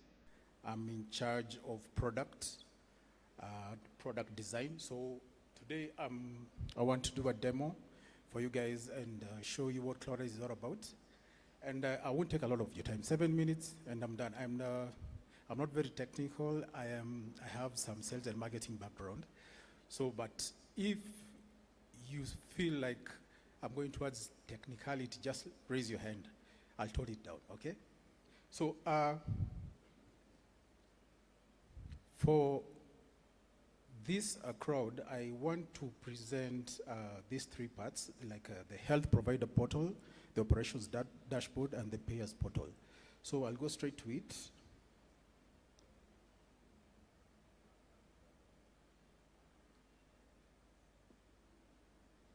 So, like my colleague has just said, we are a system that comes in between the claims themselves and the payers.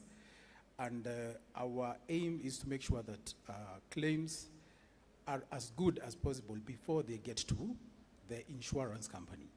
So for the providers, the facilities, we have a dashboard that is able to pick claims, either automatically because we have adding new claims, there is the manual way, and there is also bulk claims where we can pick.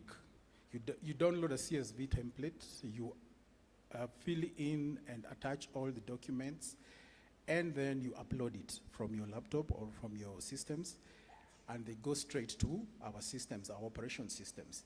Now, I just want to take you through a claim, the number of different claims that the dashboard is able to show back to the provider after our processing of the claims. So you can see here, I hope it's very clear. You can see that we actually able to point out the status of the claims, whether it has been flagged, it has missing documents, it's eligible, it's pending, all those things.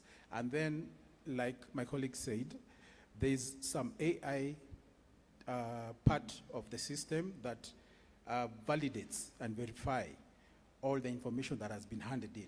So you can see the AI confidence for all the claims that you've given, and the ones which are green, of course, are valid and verified and are able to be claimed. Now we can see more from a valid claim. So this dashboard here shows one claim that the claim amount is 50,000. The AI confidence is 75%, which is medium. The risk adjustment, the eligible loan offer, of course, and the processing fee that we are charging. Then we offer you an early payout. And when you accept the payout, we process and send it to your account. Now, like my colleague said, this will take at most 72 hours because we're using AI and patient history to see patient, hospital, and payer history to see what exactly comes together to give this confidence. Okay? So, as you can see, we show all the approved, pending, rejected on the provider's dashboard, pending, AI flagged, and their reasons. Once you click any of this, you'll see the process where it's at the whole system, and what's happening, and all the loan offers. You can see the risk indicators here. Everything is provided for the provider, so that by the time the loan is going to the payer, it is accessible. It's not hakuna kubahatisha, in other words, okay? So we can go next to the operations dashboard, where now we come in as Clodas.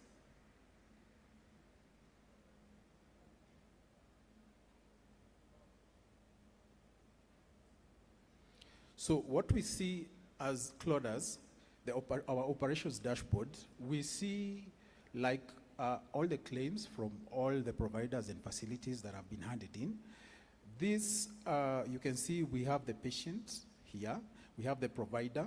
Of course, it's time, it's based on the time and date that has been, the claim has been submitted.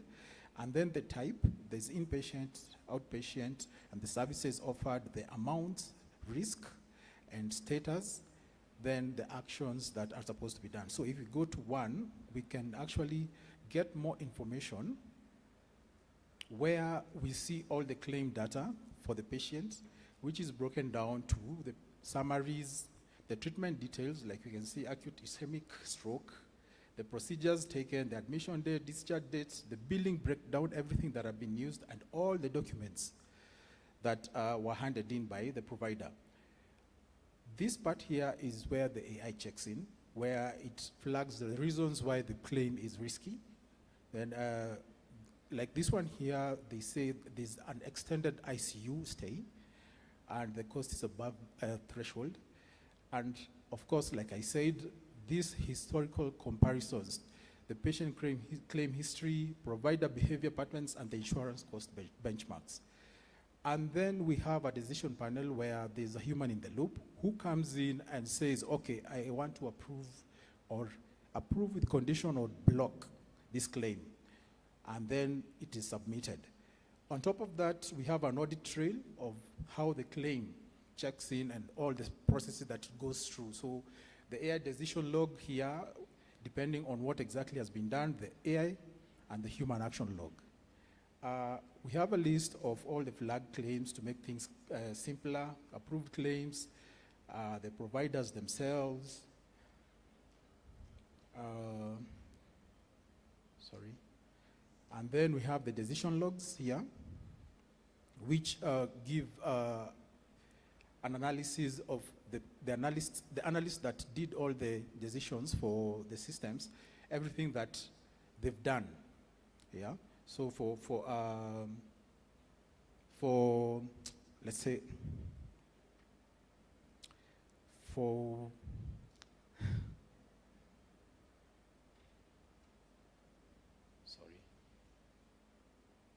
the decisions that have been taken by the analyst, our analysts includers, for purposes of audit. Sorry, the analytics are here, so we actually see the dashboards, all the dashboards that pertain to the claims that have been given, that have been handed in, and then, of course, settings depending on what you want to capture. Now I'll go straight to the payers portal, who are the insurance companies.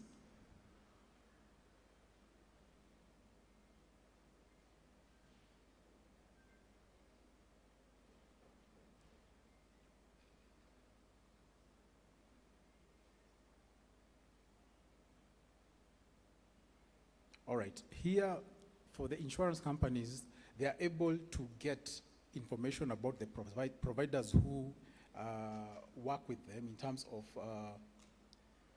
the hospitals, the people who have insured with that payer. It is consolidated and put together in terms of hospital, and that's what the payer sees, or the insurance company sees. So, for example, for St. Mary's, they can actually see all the patients that have come in to any provider and had it in to the insurance company for St. Mary's Hospital. So here you can say the claims to be paid are 10. This is the value. It does an average, an approval rate, an average payment time. That's 3.2 days within the 72 hours that we claim. And then generally, this is a list of hospitals and patients that have handed in insurance claims to an insurance company. So we can go specifically to a certain claim for a hospital and see all the patients that have that are covered by that insurance for that hospital. So you can see, again, a breakdown, a very detailed breakdown of the submission date, the patient, the services, diagnosis, amounts, and we can go deeper and see what exactly was happening for the patient. And you can see there's a patient information, treatment details, provider information, and now our decision as Claudas as to why this claim should be given. So the risk score, we actually do the risk score, it is low. And it was approved, the amount of provider average, amount versus provider average, and then what we actually checked for us to decide whether this claim is going to be given or not. And then the payer can approve or decline depending on the reasons that they have. Or if they are not, they've not been convinced by the system, they can actually decline and give a call or contact us and let us know the reason why, and then we'll just get back to the provider. Generally, that is CLODAS in average. So any questions you can push, those are system questions. Okay? Yeah.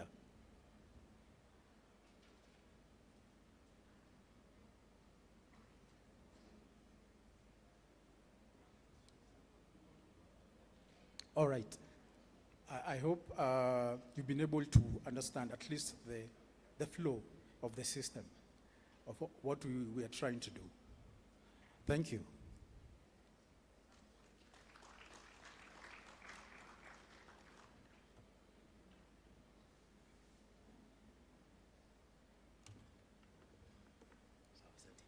Yeah, thank you, Claudius. We'll do one more presentation before we take a break. So I know it's about that time, but just hang in there. This will be very quick.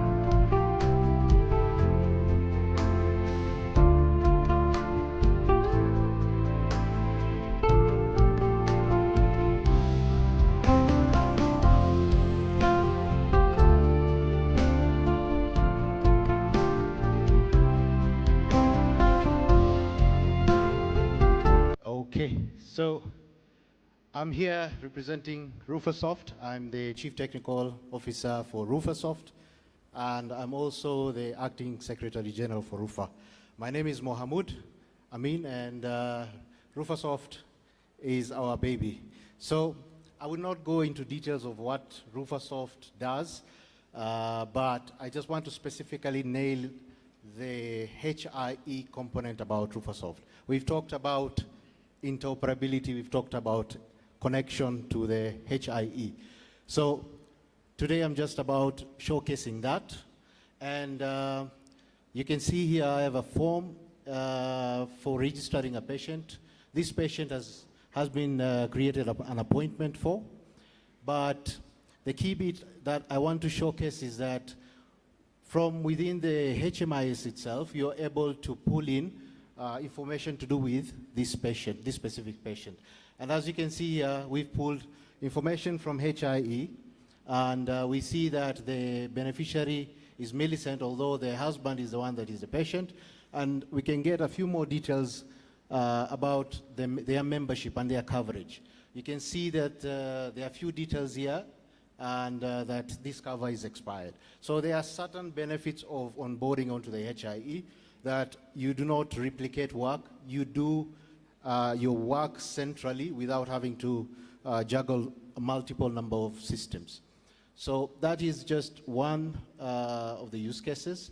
But more specifically, we are able to send data to SHA and any other HIE-enabled system. For example, here, I will showcase one integration that we have done with Mama Toto, which is a farm access product. With Mama Toto, they also have a HIE integrated. And the beauty about our system is that we have the language for interoperability already built in within this system. So meaning that we do not need translators to understand or to talk on our behalf when we are communicating with different systems. So for Mama Toto integration, it was easy because we already connected with the HIE, and it's easy for us to send any information to Mama Toto and also receive the record from them. So for example, I'll just view what is cached because of connectivity. So for example, this was a record from Mama Toto.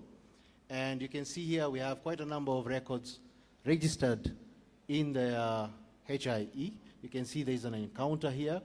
It's finalized. There's a consent that was taken for the patient. Coverage details. There are several observations that were picked from different occasions during their hospitalization visit. So this is where DHA is trying to take us. So that when a doctor requires information from their consultation room, they don't need to ask for files. They don't need to keep second guessing the patient. Are they telling them the right things or not?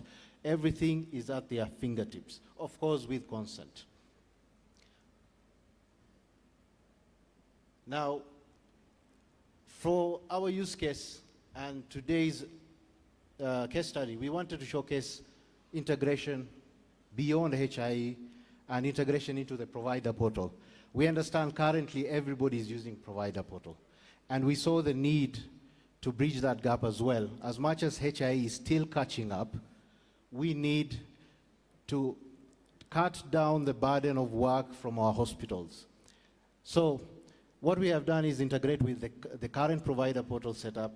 For example, here we have a sales invoice that we can associate with a provider portal claim. So by just finding that claim, I'm able to associate the sales invoice with a provider portal claim. Just waiting a bit for it to register. So as you can see here, we have a SHA claim ID and a SHA invoice ID already associated with this claim. So from this point onwards, what this means is that you will be able, or your staff will be able to do every bit possible that is done currently on the provider portal straight from your HMIS. Like for example, after associating, I can add billing lines straight from here. If I go to the claim tracker as well, I can be able to attach documents straight from the system. I'm able to amend, update references, and sync the claim if they're out of sync. So all this availed currently at the moment. As you can see here, we are tracking quite a number of data or details from the provider portal. This is quite significant amount of data that is being collected, and we are able to sync that for you. For example, currently we are talking about rejections, massive amount of rejections. We see that there is already inbuilt information within the HIE space. You can see here there are required documents that you must attach. And if you do not attach that, you get an 80% completeness score. So basically the system can be able to tell you how good you are doing in terms of claim processing. So in advance, you'll be able to tell, is this claim risky? Will it be rejected? So from that score, you can see 80%. And what is it saying that you're missing? You're missing line items. Of course, being a CS, there is no line item aside from interventions that is expected from you. So you can find that 80% is okay to submit.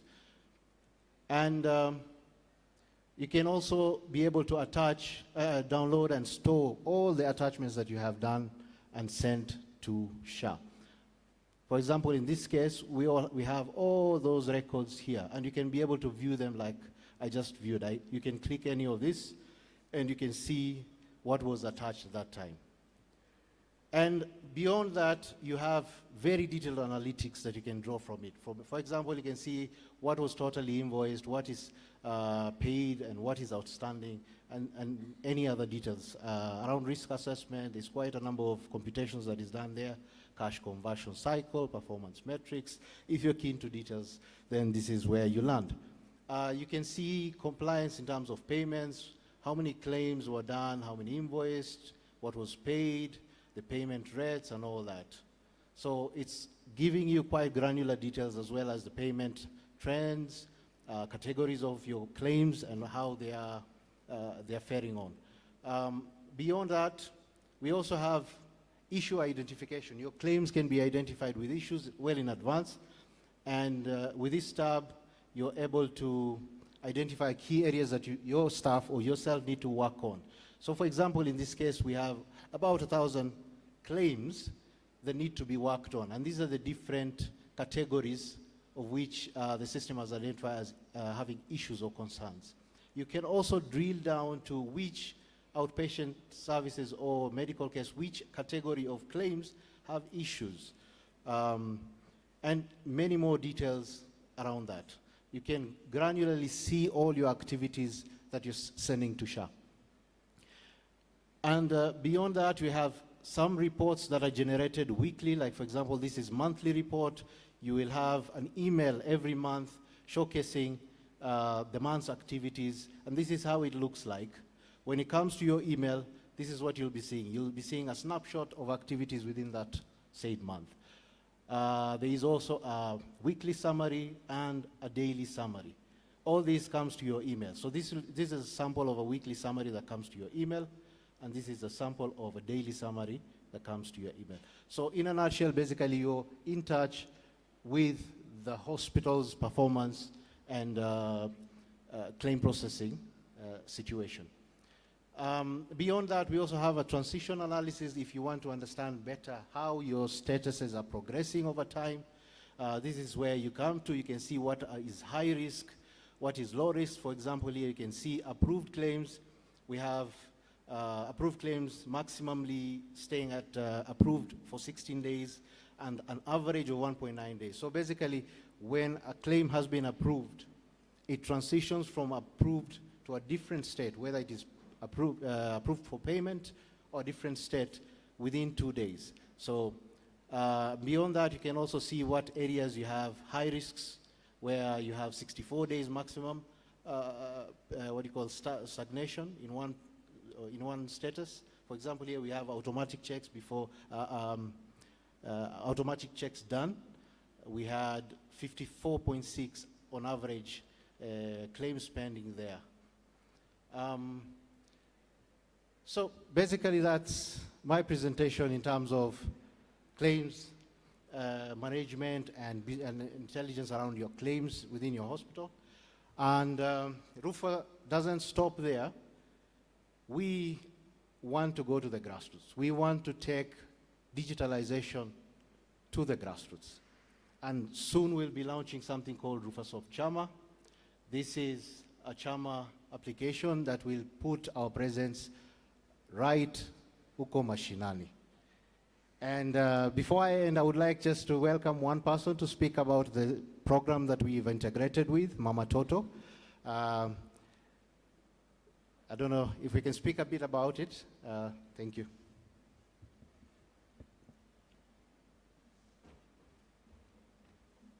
You have a presentation?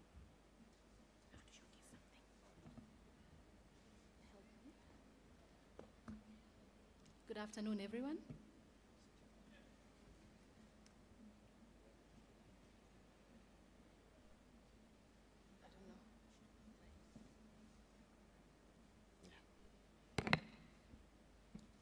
Good afternoon. My name is Angela Sitei. I work for Farm Access. I was not to be part of the presentation, so I would like to welcome you to our booth that I can explain a bit more what we do. But in a nutshell, we have partnered with Rupha and RufaSoft to be able to, in a program called Mama Toto.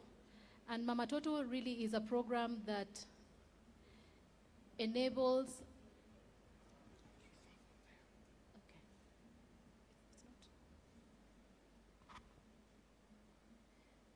is a digitally enabled pregnancy program for mothers from pregnancy until delivery. And what we are doing is exactly that. It's a hybrid care program. So we looked into the health system from the lenses of the mother and the lenses of the care provider to understand where are the challenges and what are the challenges for each. And for Mama Toto, we realized that that mothers are not coming to the clinics for various reasons that most of you may know, whether it's behavior, whether it's challenges of financing. And we said, what if we enabled that some of the touch points of the pregnancy journey are actually virtual. So we looked at partners and who to work with, And here we are working with indeed Rupha facilities, and HealthX. HealthX Africa is a virtual care provider that has doctors. Rupha has facilities, hospitals, and Rufasoft is the enabler. And through Mama Toto, a mother is connected throughout their pregnancy journey. How is that made possible? It is through the shared health records that Dr. Joyce was mentioning. A mother will show up at the clinic. The first visit, if you see, is very much virtual, because that's where we need to find out and confirm that the mother is is pregnant. But the second visit doesn't have to be physical. It is virtual. And how is that? And then it is virtual, and you can see where blues are physical visits and red are virtual visit. On the back end, what we have done is that through a health information exchange, a mother visits the clinic, and the data of the mother is entered into the EMR system. And as that data is connected into the health information exchange, well, the next time a mother shows up at HealthX Africa, through the doctors, as they consult into the clinic, the record of the mother shows up of what happened at the physical facility. So this enables that the mother's journey is very much continuous between the physical facility and the virtual facility, and it enables that if a mother is high risk, the care is very much personalized in the sense that the touch points are much more. Because of this way of delivering care, we have seen that we are able to pick risks very fast, because we've seen mothers who are calling the virtual care provider in the middle of the night to say, I am sick, I have a headache, I have swelling here, and it's picked, it's a preeclampsia. Immediately it becomes an emergency, and an ambulance is sent, and the mother is makes to the hospital, and the mother and the baby is saved. We've seen mothers who are calling and saying, I'm sick here and here, and you're prioritized to go to the hospital, and what happens as a UTI is diagnosed, and you get the appropriate treatment. What we have seen as results so far is that more than 80% of the mothers are getting 8+ touch points, where currently we are even hardly making it to the 4, right? We are seeing that we are catching, the outcomes are much better. And I think what I'm trying to say, and I can explain more at the booth, is that we try to look at how care can be contextualized for our country, and we are trying to develop proof points on how care can be delivered. Currently, I think we are working through the PCN networks, connecting with the CHPs and the doctors and the likes. What if a model for the urban settings would be that a virtual care provider would be the link? How can we leverage technology and shared health record as also the government is prioritizing to ensure that care is continuous, care is personalized, outcomes are prioritized, even to the point where eventually we are paying for performance. And Dr. Joyce, I know we've been meeting to connect. I think we have more insights now from this program. I'm happy to reach out to you and also to connect with you with Mahmoud and the other partners that we've worked with, so that we can show how the shared health record here actually works. Hopefully that can lead to learnings as the government is developing their own. Thank you.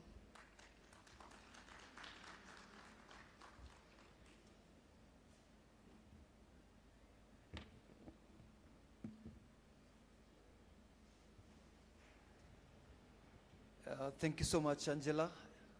I'm sure the presentation was quite elaborate. We will be having a short break. I call it short because like we agreed, we compress everything during the early hours, so that when we leave here, we don't need to come back. We just go to the expo and finish this thing. But we've been sitting for a long time, so I want to allow a health break for about 20 minutes only. If you had not taken your coffee, this is the time. Fortunately, you can carry your coffee to a place where you are sitting and enjoy sipping as you follow the proceedings. Now, as we go for the break, I want to let us know that we have a session immediately coming up next in 20 minutes. And this session is actually run by Farm Access. farm access and all the, the bodies within will be having a presentation here. And the theme is actually from compliance to sustainability. And I know this is where a number of us are stuck, sustainability. It will be good to hear what Farm Access has, what they are presenting, and what their idea has done in some specific places. We'll be hearing those testimonies here when I have my next panel. So for now, allow me to give you 20 minutes for a health break. If you need something there. And Pacifica, where are you, my sister? Oh, Pacifica is behind there. Now, that lady is a magic lady.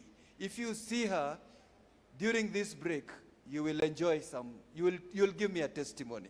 So please see her, and then you do something at during your break, and then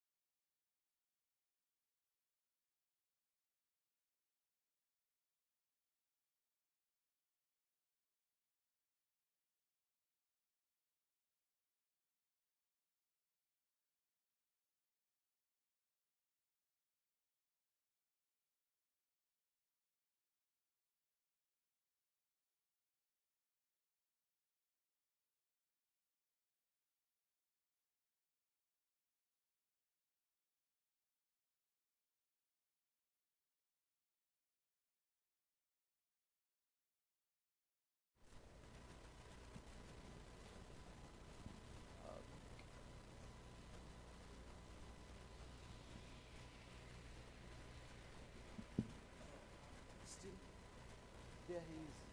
Ule mzee. Ule mzee. So,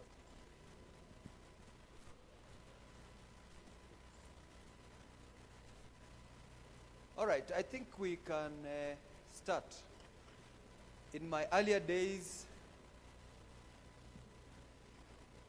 I was taught that if you keep the early comers waiting for the late comers, you are punishing the early comers, yet they are the ones who have done right.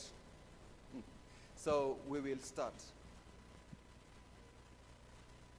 Felix, let me know whether my panelists are ready.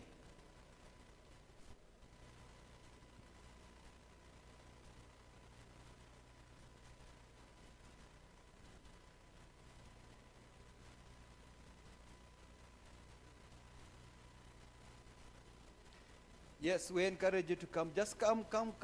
Just, we have seats around here. All these seats are for us. Yeah. Karibu, just come on. These seats are for us. These ones. Yeah. Occupy them. Yeah.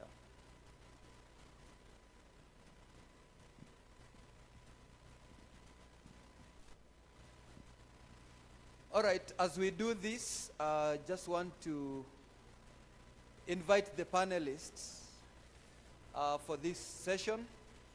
Like we said, it is a farm access session, and we want to look at this wonderful topic from compliance to sustainability. Sustainability is that subject that we all need to hear and to master, because if we don't have a strategy for sustainability, very easy to close shop. So Farm Access and the team are going to help us.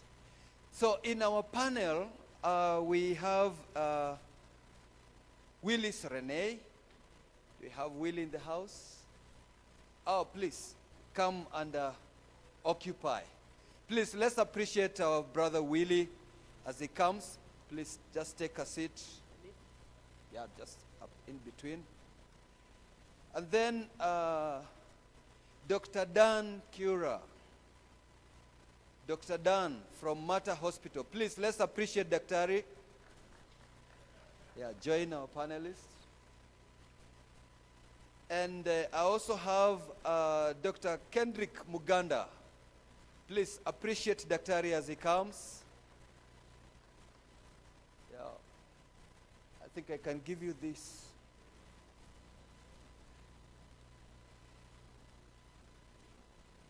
And then we have Eric Ondeke. Eric Ondeke. Good. Let's appreciate our brother Eric. Can join Dr. there. And then we have Olive Link, Josephine Suleiman.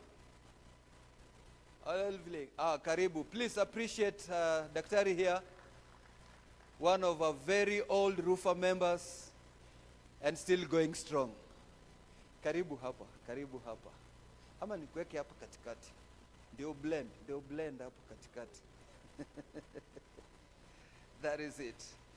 And then I want to ask Dr. Elizabeth Opondo to come and moderate this session. Please appreciate Dr. Elizabeth.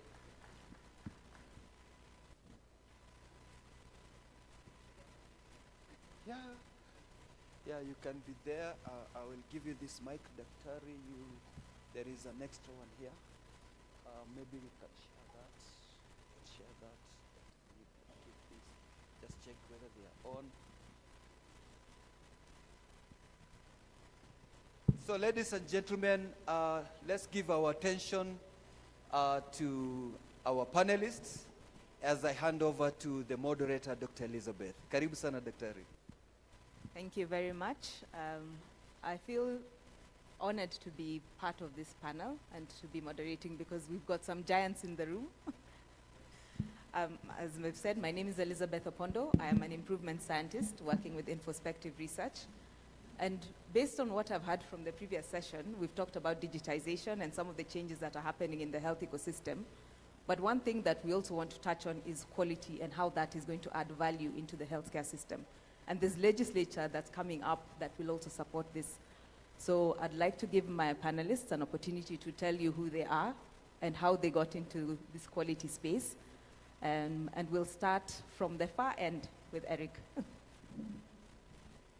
Thank you so much, Dr. Elizabeth. I'm Odeke Eric. I'm the Quality Improvement Chairperson, Goraka Uhainema Hospital. I'm honestly so humbled to be here. In this 21st century where health is a fundamental right of a fundamental human right, I feel like being in a platform where we discuss its quality is a very important thing in the very first place. Thank you so much, Doc. Thank you, Elizabeth, and good afternoon to all of you. I'm Daniel Cura, Quality Assurance Manager at Mata Misericordia Hospital, and I'm also a member of the Society of Quality Healthcare Kenya, which is bringing together practitioners of all cadres who are interested in quality.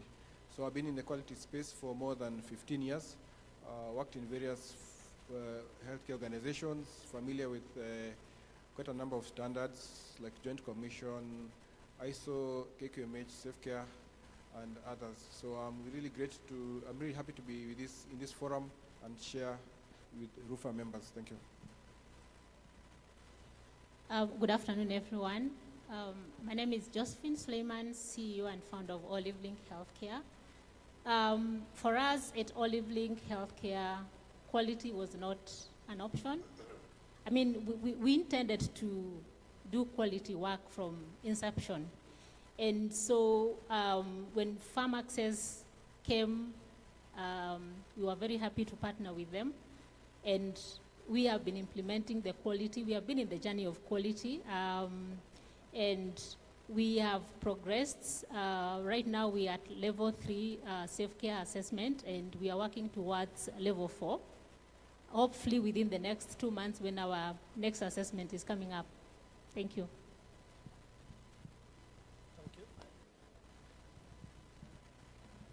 Good afternoon, everyone.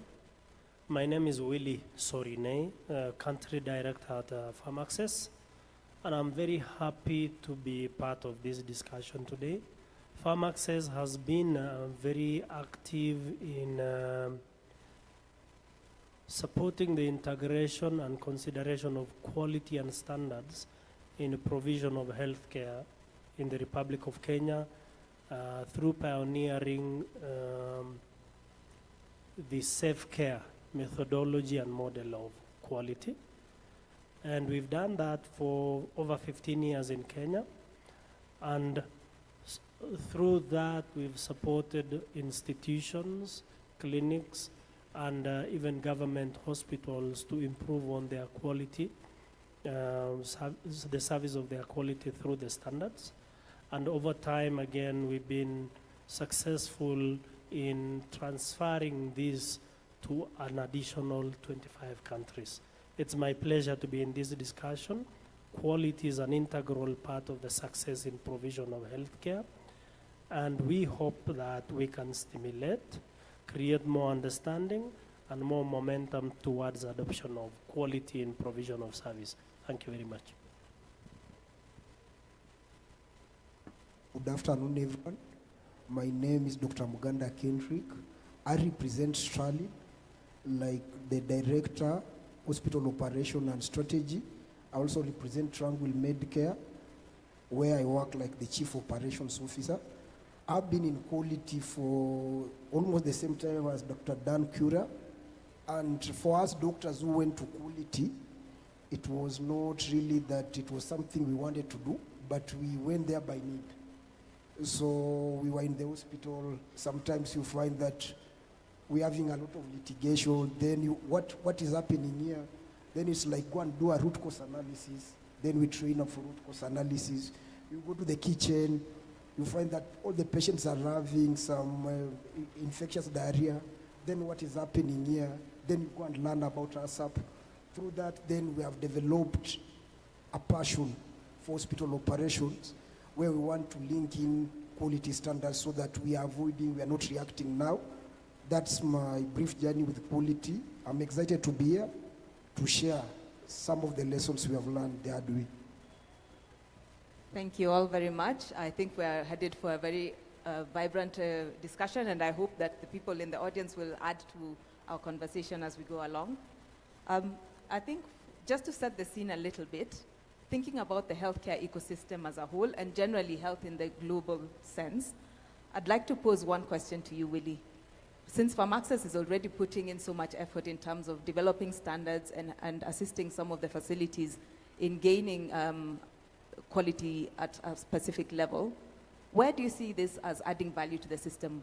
What are some of the things that, why is it central to health service delivery as well as financing? Thank you very much. That's a really good question. And quality is the fabric, if you put it that way. Quality is the fabric that makes health provision possible. So if you have a qualified doctor, that's one piece. If you have medicine, that's another piece. You have hospital beds, that's another piece. But when you have to put these three pieces to work together in a predictable positive outcome, you have to have measures and standards to control and coordinate the outcome. And that outcome has to meet a threshold that makes the recipient of that service willing to come back. Now, it could be willing to come back for care or preventing the eternal going away in terms of dying of that patient. So quality is not a subject, quality is a practice, and it is a culture, and it is the way of doing things in an environment that is system-driven, multiple pieces working together to deliver an outcome. Remember, health is all about outcomes. If you don't have a positive outcome that delivers safety and well-being, it is all wasted effort. So quality is the North Star, the compass that ensures that you deliver safety and you deliver a quality outcome. Let me give an example. The global target now for maternal mortality is to come at 70 or below by 100,000. Kenya's maternal mortality is running at 350 or 355 per 100,000. Does it mean we do not know what we are doing so that we are 5 times higher than the target? Does it mean we don't have doctors? Does it mean we don't have facilities? Does it mean we don't have nurses? For majority of times, it is not lack of these critical pieces, but how to put them together and coordinate them together to work as a machine that delivers lower maternal mortality. And take an example of what started in 1846 by what we call the father of obstetrics, Ignaz, who demonstrated that by washing hands, you can bring down maternal mortality to the lowest possible, just washing hands. Don't we know that you need to wash hands? We know that. But someone in the Republic is not washing their hands, and is the reason why we are 5 times higher mortality than target. Someone is not washing their hands. Do they know that they need to wash hands? They most likely know, but someone is not washing their hands. So, if you ask Dr. Kiora, most likely a lot of his work in MATA is to remind people to wash their hands. This is now defending the quality standards, but someone in Kenya is not washing their hands. If you look at that from the perspective of business, that the hospital is in business for, if there's a lot of mortality in your facility, you can bet that people will run away from your facility. So quality is integral to the success of the enterprise because it is defending the outcome. Thank you very much. Thank you. That was a really good introduction, and I think based on that, we now sort of have a bit of an understanding that quality is a practice, so it's something you do. It's not just a set of rules, so it has to be practiced. And with that, I want to ask some of our providers in the house to give us an idea of what their journey has been like and how their institutions are investing in quality. We can start from you, Eric, and then if Dr. Kura and Josephine have anything to add, I'll give you an opportunity as well.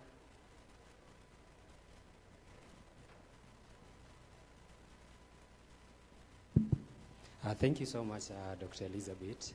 As the theme is very clear, it is about compliance and sustainability.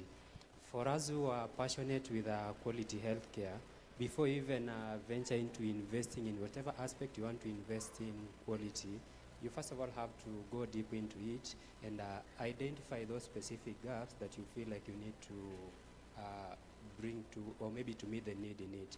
So what I'm trying to say is, before you invest anything into it, there are so many reasons that can push you into investing. And first of it is a compliance. In this case, if you have to have a facility, there are regulatory compliances that you're supposed to put in place, right? Like occupational safety and patient safety is a regulatory compliance that you're supposed to have in your workplace. So that means you have to invest in external auditors or inspectors like DOSH to come in and inspect your institution. That are you in position to have staffs working in that particular institution? Are they safe? So occupational safety is one of the regulatory compliance. So as you invest into anything, the reason why you're investing into it, first of all, is compliance, right? Then also, you have to go down into the departments, to the point of care of those particular facilities, and do sort of audits. You check on the patient care reports, you check on how the patients have been handled, and you try to identify those gaps. And that, in so doing, you'll identify maybe if the patient was somehow handled in a manner that wasn't really appropriate or could not even fasten the recovery of that patient, you have to find out why.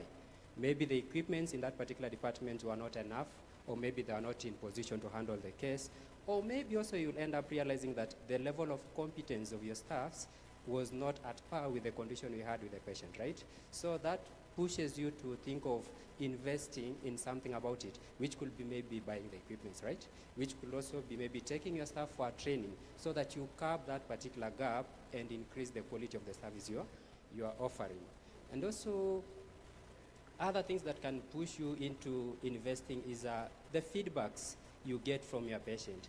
I believe business-oriented people will agree with me that the best way to improve your business is putting in mind the very worst feedback you get from your customer, right? So if you invest on the worst feedback you get from your client, in that particular doing, you will improve the quality of service. Because when clients come into our facilities, they know what they want, at what rate, at what time, and in what manner. So if we have it in mind, the feedbacks our patients are giving us, we can invest in the right direction. So what I'm trying to say is we've invested in equipments, we've invested in training of our staffs, we've invested in regulatory compliance, that is the DOSH as per the laws of the land. Then also, as a health institution, for you to rate your quality, there should be a platform there that guides you through the quality process. And that is where SafeCare comes in and other quality monitoring organizations comes in. And as we discuss of investment, I don't think if you can just call SafeCare to come in on a free basis, you'll have to cough into it. I think that's what I have at this point. Thank you so much. So I think, Daniel, I just want to ask you to add on to what we've already heard from Eric, that it's a journey and you had to prepare people to get ready for this journey. And are there any things that you did, and are there changes that you made in terms of operations or business performance that you've seen as a result of investing in quality? Yes, thank you very much, Elizabeth. Mater Hospital has been in the journey for, even before I joined Mater, 20 years. We pride ourselves by saying that in the year 2000, Mater became the first ISO certified hospital, south of the Sahara and north of the Limpopo. That was a turning point just to bring external scrutiny to the system. And it was exciting to see how many other facilities began that journey. And accreditation now became a thing in facilities. So I joined MATA 5 years back now to bring in another type of certification that is health-oriented, and which is precisely with safe care. So yes, a lot of changes had to be made. We are adjusting from one kind of system to another, reorganizing how the quality committee is and how people view quality from being silo, that this is how my department does it, and just as Willie said, bringing it together. How does what registration, how they register a patient, how does it affect care in the ICU, for example? And it was an interesting point because that's when COVID was happening. So you can imagine carrying out this change in such circumstances. But the COVID actually ended up being an enabler. It was a crisis, and decisions had to be made like on the go. You'd get news in the morning which affects how you're going to operate by that evening. So it made us break the silos, come to work together, have those roundtable meetings very frequently. And what seemed to be like a hurdle, because I thought getting there, we'll set this thing up, you know, apply for the certification, and within a year we are somewhere. But all that was disrupted. But it was a blessing in disguise, because the same things we're talking about here about IPC, now they came into sharp focus. People were reminded. It was all over in the media. So it was like wind under our wings. Though on the one side, finances were a challenge, but at the same time, the awareness was quite strong. That was a launch pad, and 5 years later, all our facilities have achieved Safe Care Level 5, and it has been a testament of how teamwork and top leadership commitment can really transform an organization. Thank you. Fantastic. So I think, Josephine, now I want something from you. As you mentioned, when you were setting up Olive Link, quality was already at the forefront of your mind. Are there any examples you have of some quality improvements that have actually improved relationships that you've had, or have also increased maybe patient volumes? What has that done for your business in this investment in quality? Thank you, Elizabeth, for that question. The journey of quality hasn't been easy. It takes a lot of work to achieve the quality that we were looking for. And one of the biggest things that we had to do, we tried it at first, it didn't work out. We tried it the second time, and now we had to change on the way we were handling anything quality. That we soon realized that every member of staff, every member of Olive Link has to participate in that, because everyone has a role to play. There was a lot of discussions, very honest discussions among the staff, so that they could understand what we were looking for, why quality, and it has been a journey, and once everyone started embracing issues about quality, it became a lot easier, because now they were able to understand, why are we looking, what is this quality that we are talking about? Even as simple things like Willie said, washing hands. Why do we have to wash hands, you know? Even a lot of engagement also with the customers themselves. Why do we do what we are doing? Why do we do it the way we are doing it? So it took a lot of, I can call it mind shift of, first of all, the personnel, the staff at the hospital, and also with the community, so that they can understand where we are doing what we are doing. One of the things that, one of the outcomes that I can give as an example is like on the area of expectant moms. Once I know there's a way we handle the mothers as they come in, but we had to change a lot of things to accommodate or to cut down, especially on the waiting time. And that means that we had to do a lot of internal improvement of internal processes, how we handle the mothers and until from the beginning until the end. We had to do a lot of internal processes to improve on that. And what that has done for us is that we are now able to handle the mothers very fast through the system. They appreciate the services that we give. They appreciate the fact that they don't have to wait in the queue for too long. They appreciate the fact that even when they come for their delivery services, we are able to, now with the internal processes that we have worked on, we are able to assess the mothers and be able to advise them exactly what the next course of action is.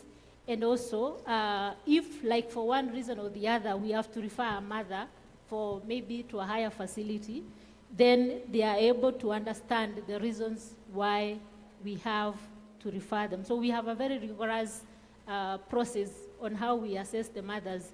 What that has done for us is that the mothers, they have a lot of trust on the service delivery. They have a lot of trust, and that has actually translated into the mothers referring other mothers. So word of mouth, a very strong component for that, because the mothers are able to say, oh, if you go to this place, you'll be assisted. Or sometimes we find that when they are coming to the clinic, they come with another expectant mother. So they are able to actually market the facility on our behalf, and we don't have to spend anything, because it's just because they were happy with the service, they are able now to market the facility on our behalf. And of course now that means that the business is growing. Yeah, thank you. Fantastic. I hope Olive Link will be with us for a very long time. And I think with that, I just want to segue to asking you, Dr. Muganda, in the long time that you've been working in assessment, and I think you've also come from the provider side as well, which is something we spoke about. Are there any other patterns you've seen in terms of how some of the facilities have grown in terms of the business performance, and also like Olive Link has already demonstrated that they've had more referrals in. Are there any other patterns that you've noticed through your journey in assessment? Yes, true. And let me start by maybe making it clear. When we talk about quality in healthcare, we are talking about outcomes. Now, there is a way WHO defines quality. Then there is how we perceive quality. So on one hand, we have outcome. On the other hand, we have what is going to come in to produce those outcomes. Now, if you look at a hospital, we have different departments. What will be an outcome in finance department is not what will be an outcome in clinical department. Now, thank God to SHA and digital health and the confusion that has happened in Kenya for the last 2 years, it has really exposed outcome in the finance department, where we are seeing things now like rejected claims, claims not being billed, and everything. If you analyze quality, long time ago it was not keen in accounting and everything. So when we talk to now institutions, it was discussed here in the morning that institutions, certain institutions don't have issue with rejected claims. Now, if you go and check these institutions, they are institutions that have been invested in quality.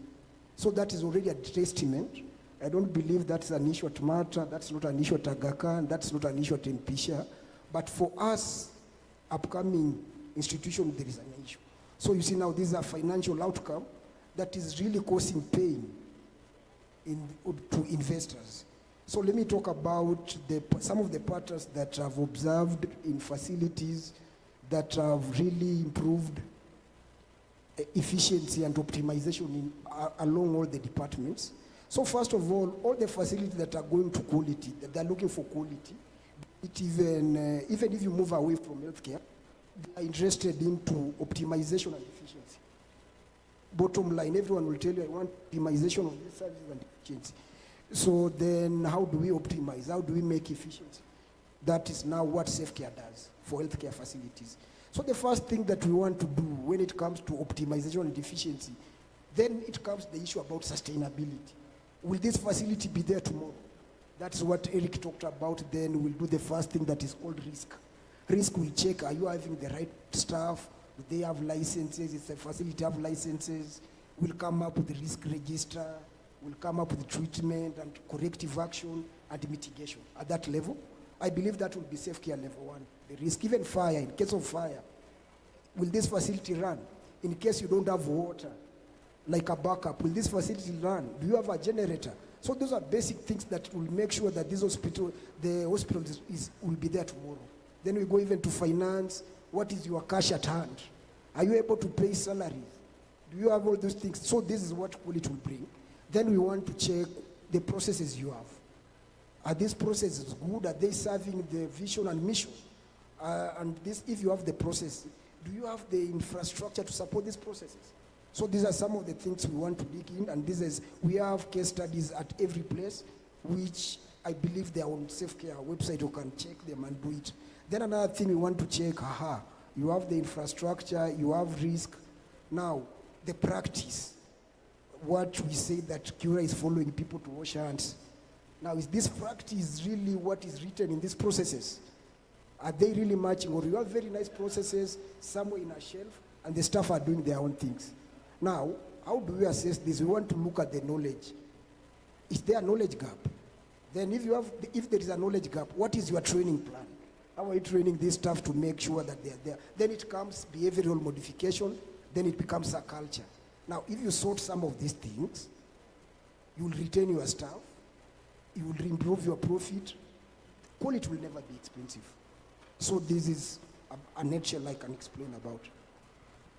And I think I just want to expand on that. You said quality will never be expensive, but we have to have these conversations with the board and the management to be able to get them to keep reinvesting and sustain the gains that are being put through by having quality systems. So to you, Daniel, how do you have these conversations? How do you get the management to buy in, balancing with all the other competing priorities that quality is actually something we need to keep investing in? Yeah, thank you, Elizabeth, again. That's a deep question, and I'm sure even us in the audience, we find ourselves having to make a case. Just before this session, I was talking to Mahmoud, and we're discussing how he's pushing Rupha Soft and, having to make that case to members. So, how do you make the case for quality? And I joined with Dr. Muganda in Aga Khan, and we found a moving bus. And but then when I moved now to Mata, and this is a new standard that was being introduced at the time I was coming. So some of the arguments that I found worked, and colleagues can also contribute, is one is the framing. Sometimes how the question is put or how the problem is put across can make a difference. So when we say, look, should we invest in a HMIS, for example, that will prevent confusion of patient identification, lost notes and so on.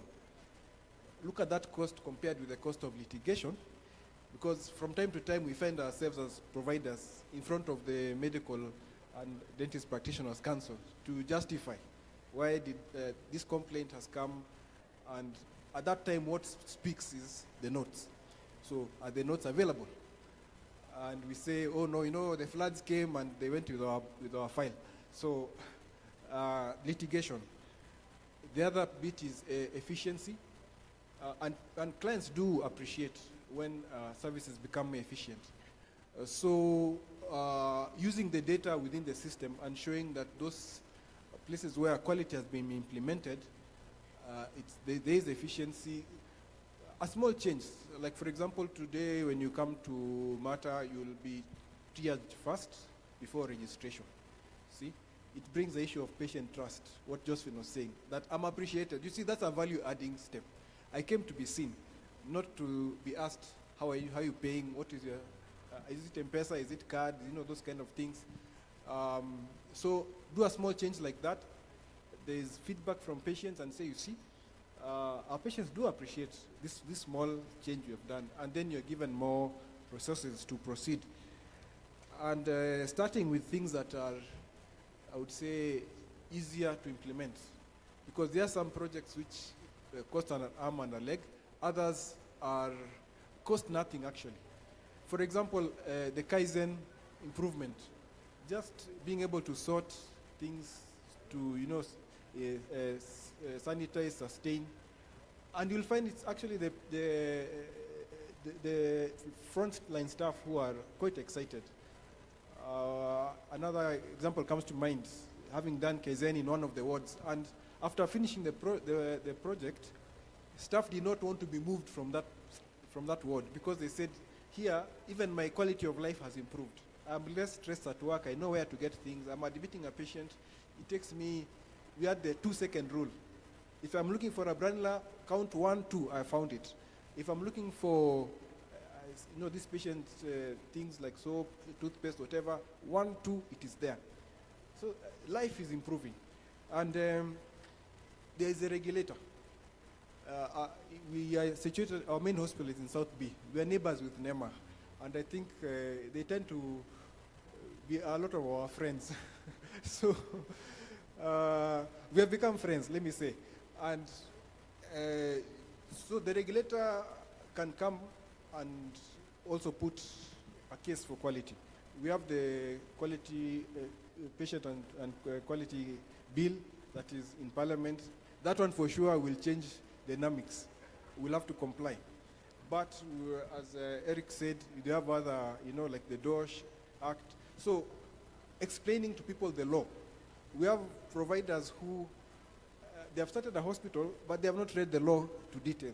So explaining to them and telling them being compliant is actually better than not being compliant. And that enters into part of the argument and enables the wheels of quality to move in the hospital. Yeah. Excellent. So I think we've touched a bit on what is coming in terms of the fact that quality will no longer be a nice to have, but a requirement from the regulators as well. So I just want Willie to quickly comment on where he sees these accreditation standards such as safe care, how do they affect the relationships between our payers, providers, and the patients as well? Standards are the framework of trust, if I simplify it like that. It is the meeting point between the various interests coming together.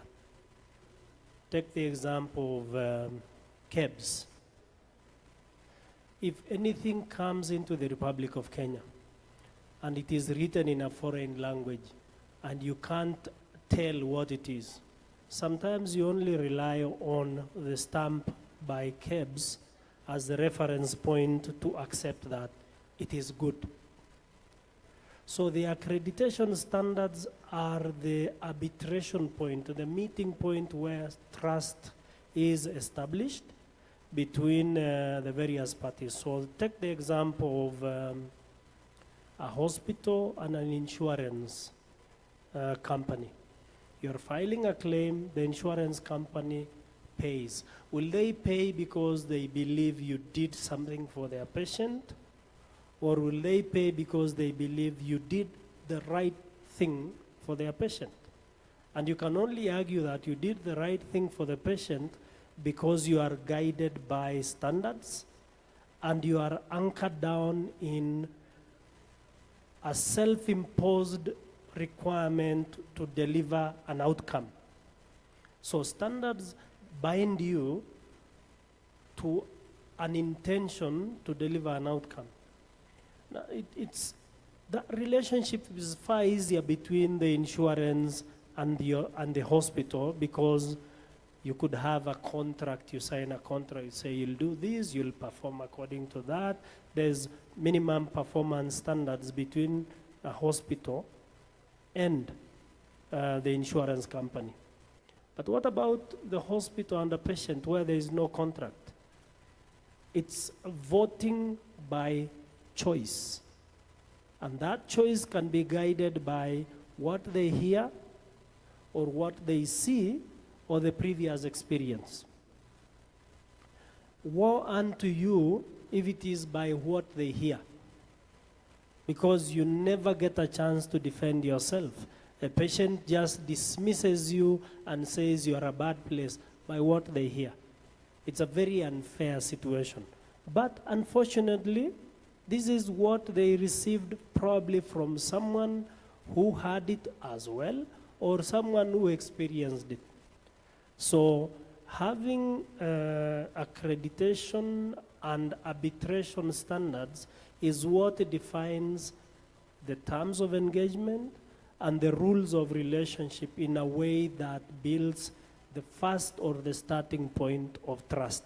Let me emphasize, it is the starting point of trust.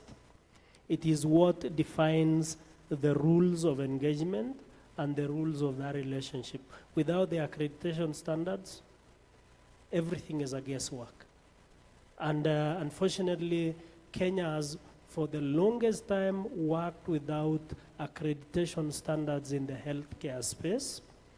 SafeCare has filled that gap for about 12 years, done a really decent job, and we are very proud that many facilities have raised the value of their offerings from the low scores of quality to high scores of quality. High scores simply mean the probability of earning trust is very high, and the probability of building partnership with the clients or with other working partners in the ecosystem is very high.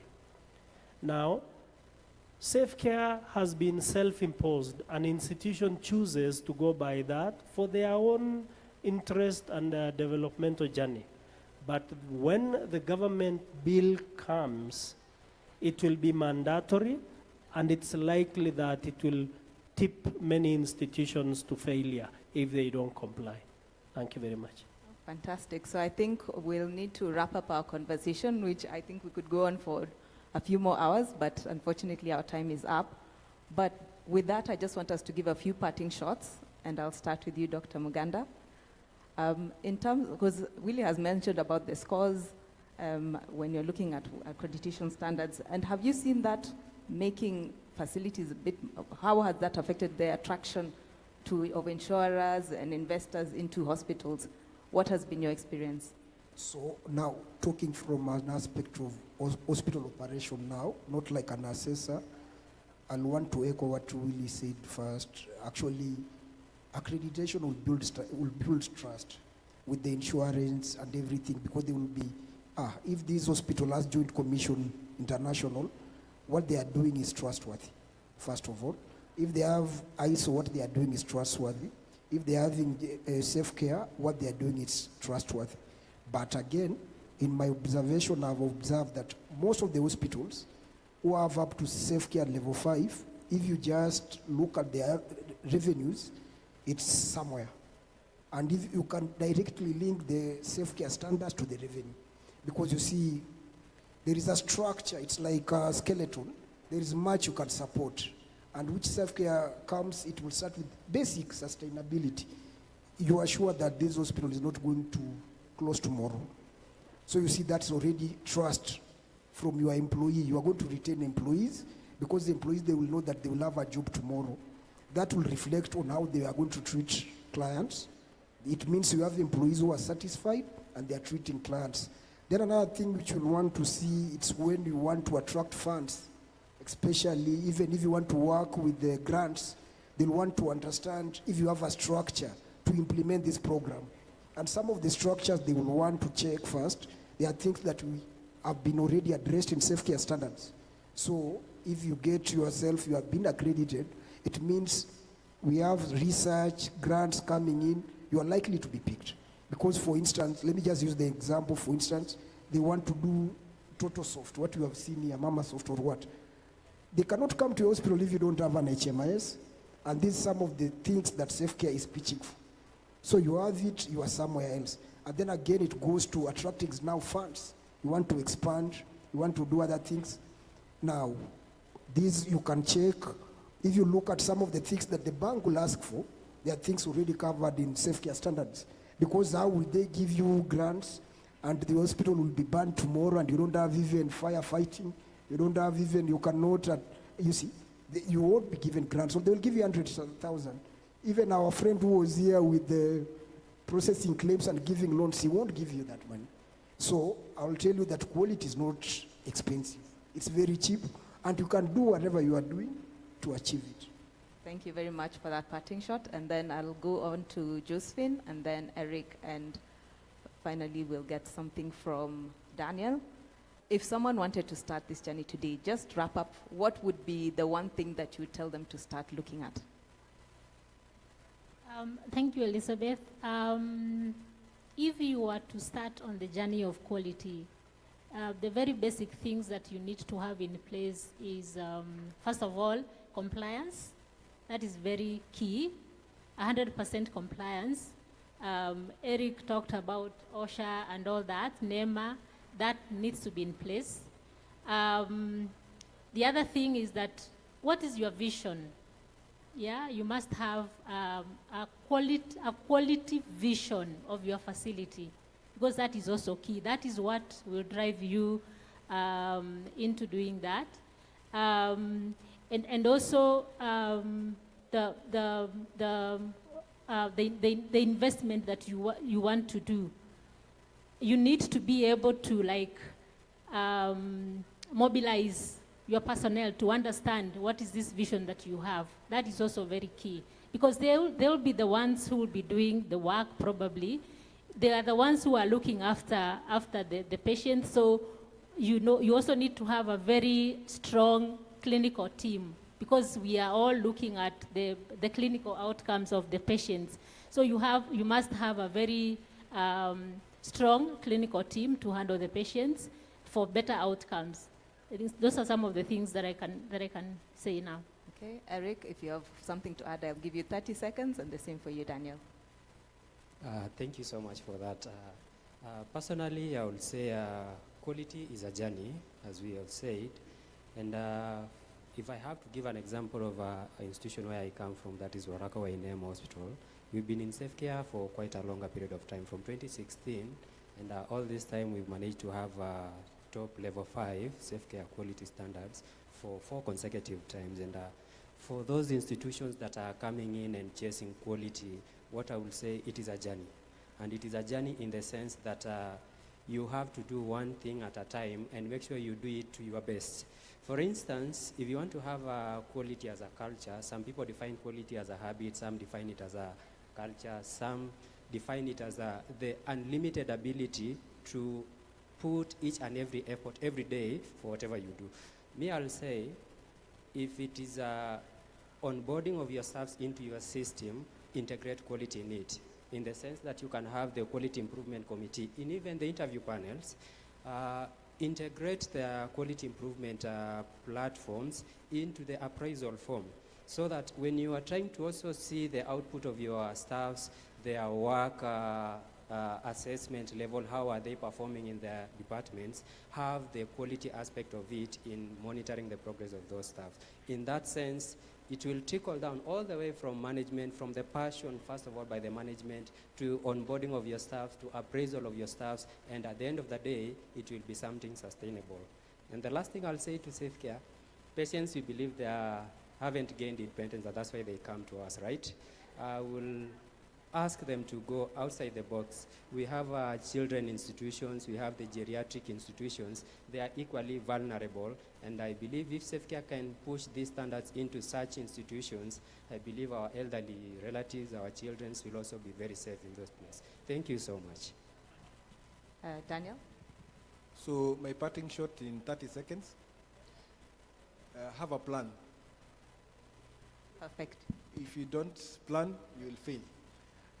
And secondly, when you have the plan, involve your staff with the problem that is most painful but easy to solve. Otherwise, if you decide to be a genius with 1,000 hands, when the genius is gone, the plan will fail. So the plan has to be from the ground going up. Willie, would you like to say anything to what Erica said, or just give us a parting shot? My parting shot is quality is one of those things that are not glamorous. They are tedious, it's annoying, it's very difficult. And most of the times, when your institution wins in quality, the people standing on the platform for the applause are not the people who've done the work. So it has to be a very institutional approach. Take a very rewarding posture on the people who enable the quality to thrive in your institution. Incentivize quality, motivate quality, shout about it, praise those who've done it, because it's a very unglamorous job, and if it is not given that attention, it falls by the way.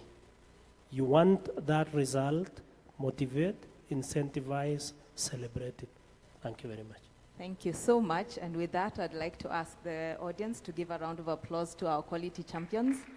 I believe we have unfortunately no time for questions, but if you see them in the audience, please come and ask us any questions that you have.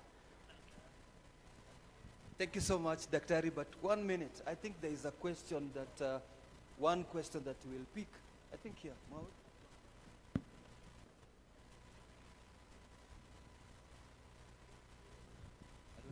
Thank you so much. Very wonderful discussion. My name is Stephen. I come all the way from Kakamega. You basically answered the question that I wanted to ask, but there's another aspect of it that I would want to bring on board.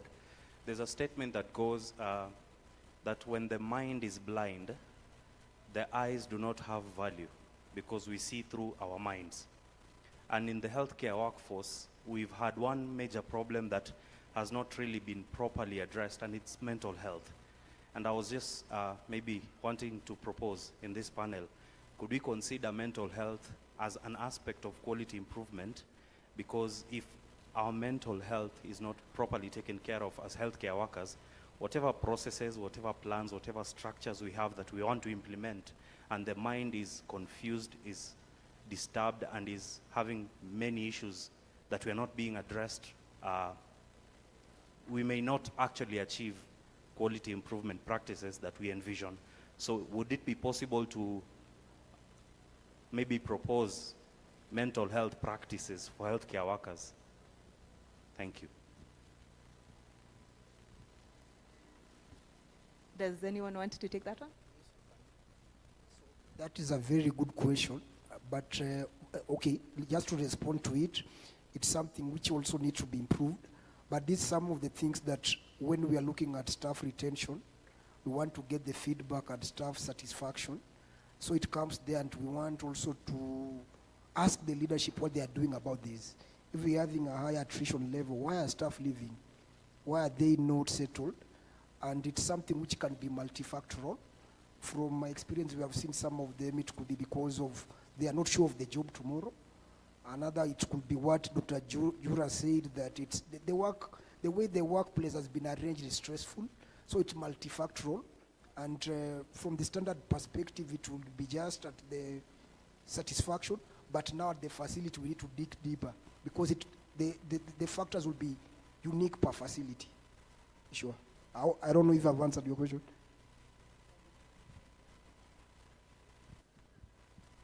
I'd like to add something to what Steve has brought up. And the bedrock of quality is what we call a culture of safety. And when we say safety, it's psychological safety.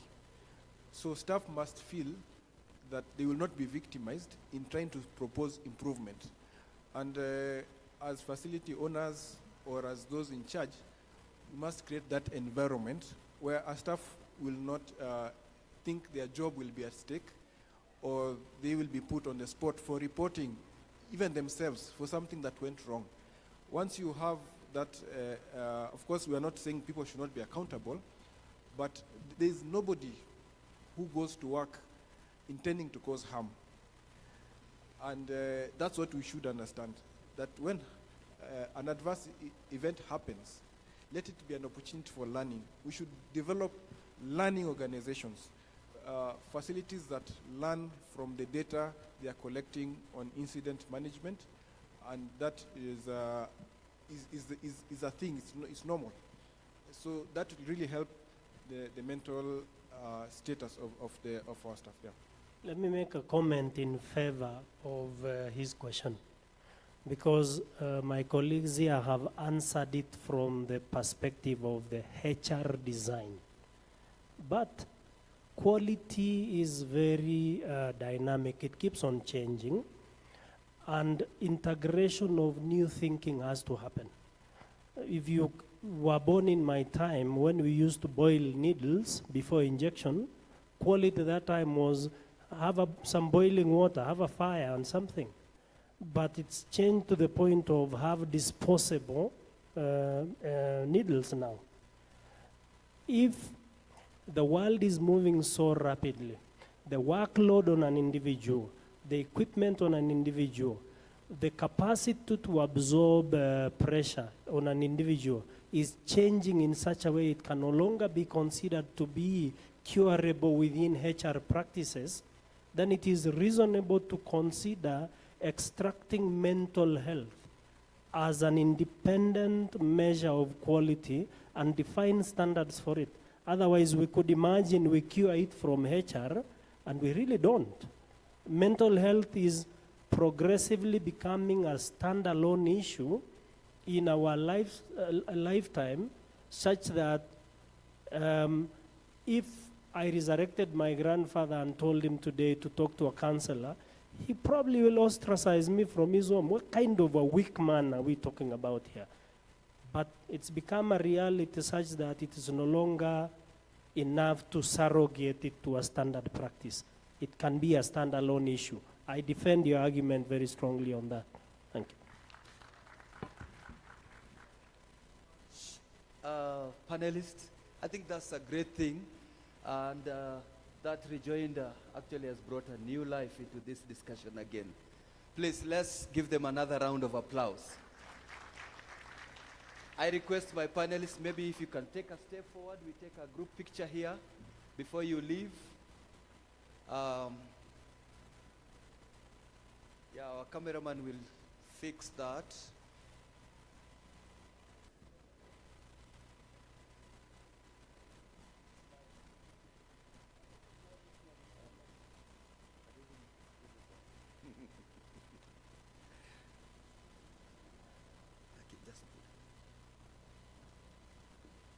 Thank you so much. We really appreciate. That was great, and we really appreciate that information that you have just received. Thank you so much. And as they take their seats, there is one of our sponsors who we had not given an opportunity earlier. I can give them 5 minutes, and then we wrap up. I invite our chair to give closing remarks. Let's welcome Cosmos.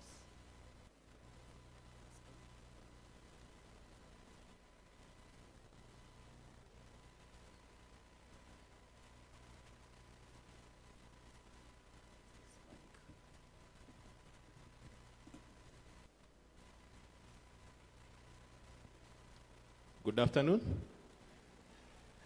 Welcome to my presentation. I'm John Moridi from Cosmos Limited. And Cosmos is a local manufacturer. Welcome. So at Cosmos we have 3 pillars, and one of them is Buy Kenya, Build Kenya. As a local manufacturer, we contribute fully to country's tax payment. We also contribute on the employment with over 500 permanent employees. So when you're using Cosmos product, you are supporting over 500 families. The second pillar is innovation. We have a 3 pillar, that is R&D, manufacturing and marketing. That's why our innovation is constant on production of cost affordable and quality product. The third pillar is cost saving.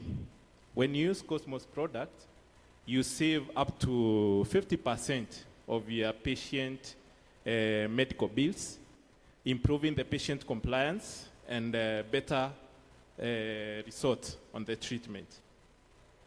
So Cosmos products are of high quality, which are WHO and European PICS certified.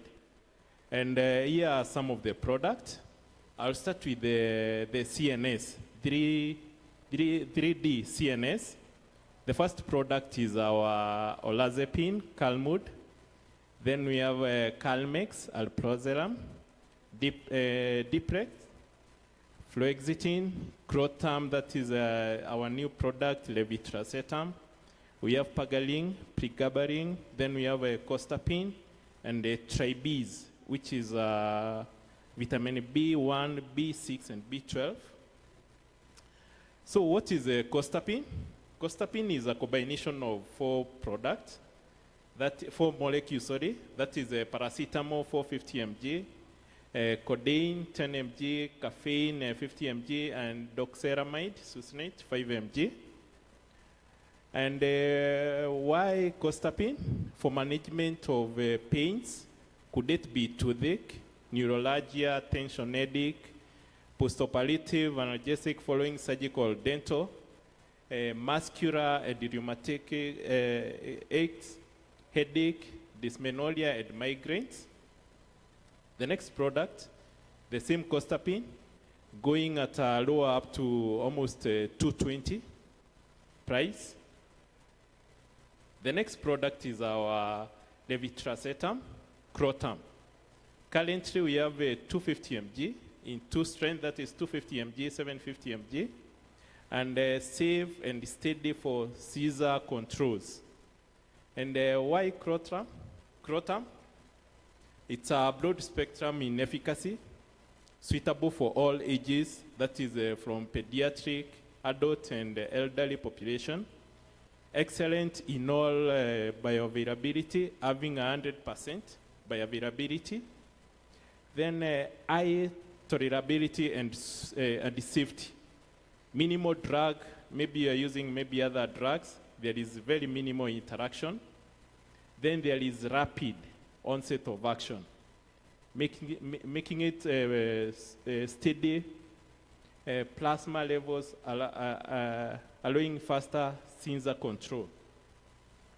That's our prices as well. The 250 mg going for $6.95, at 750 at 11.59. The next product is our olanzapine, Calmud, for management of schizophrenia and bipolar disorders, and also used for treatment of resistant depression. We have two strengths, 5 mg and 10 mg. And as well, very affordable. 5 mg going, a tablet going for around 15 bob, and 10 mg at 23 shillings.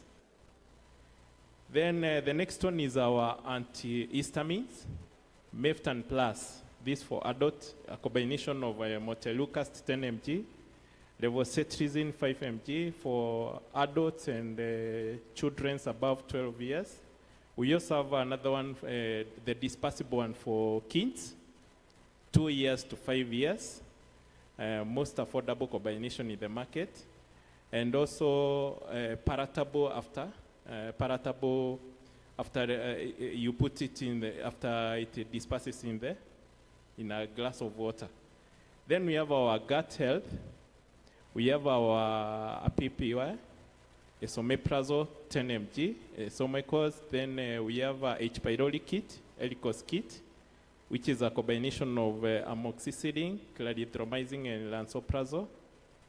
Then we have our pre-probiotic, Cosflora, and our aminocidin, Dabro. The next one is our section for Euro products. Nuflex SR, Nuflex Plus. This is a Mirabegron, sustained release. Then we have Mirabegron extended release with sulfinacin, succinate. Then Tamiton Plus, Tamsulosin, 0.5 with sustained release. And Dutatride, 0.5 mg, immediate release.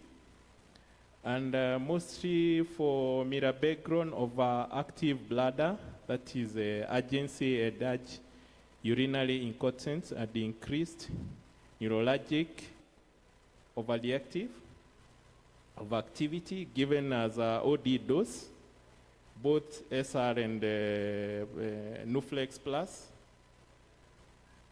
Then our Tamiton, mostly for treatment, management of BPH management.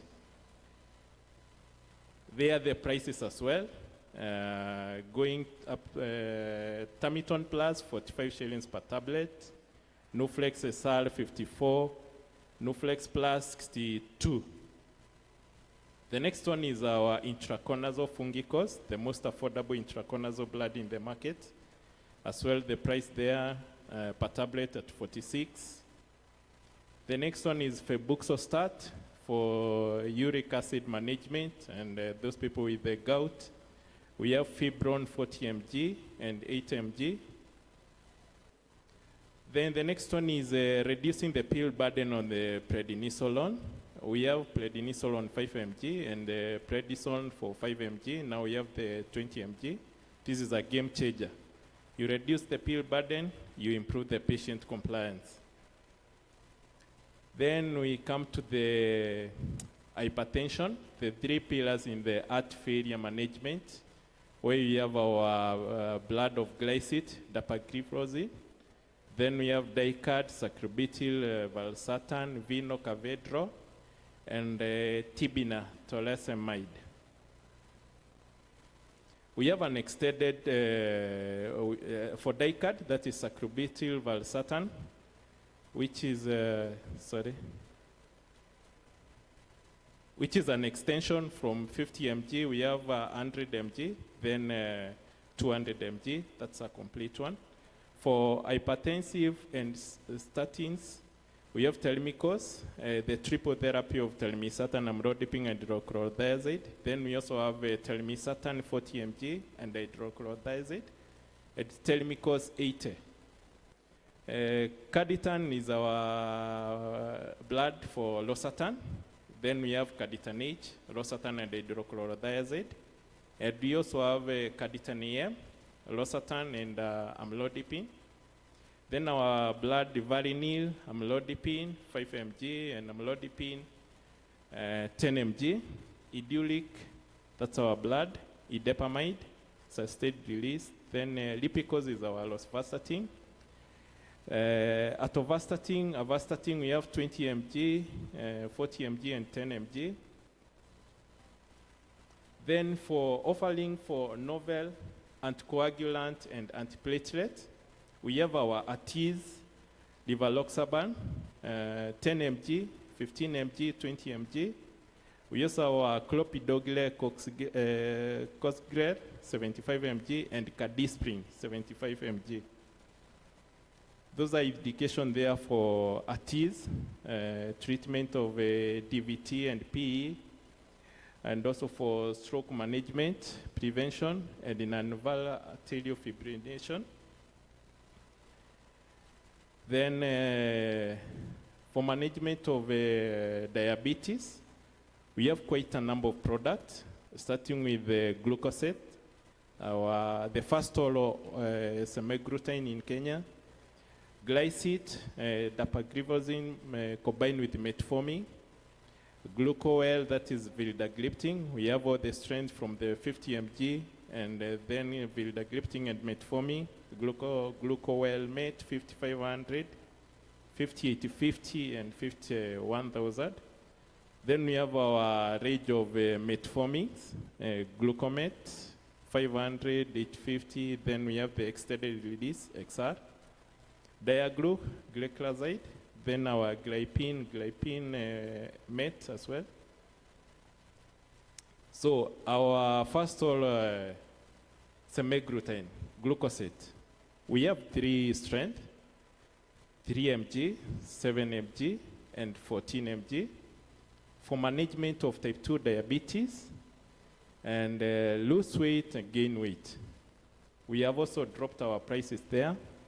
It was recently approved by FDA, approval for weight reduction benefits, listed on the WHO essential medicine list. established by Ms. Benefit.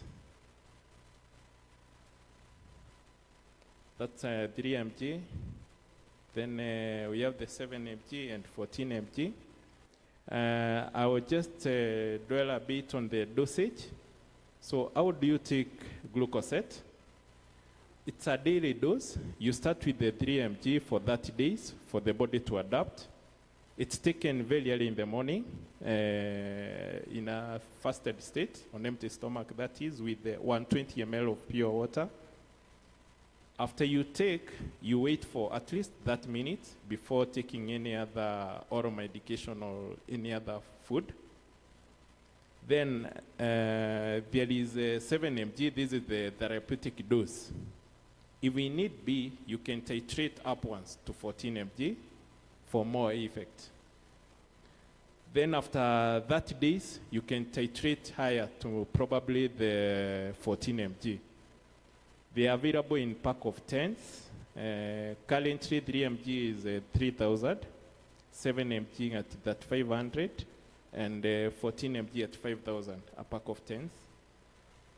The most common side effects are nausea, vomiting, and diarrhea. So thank you.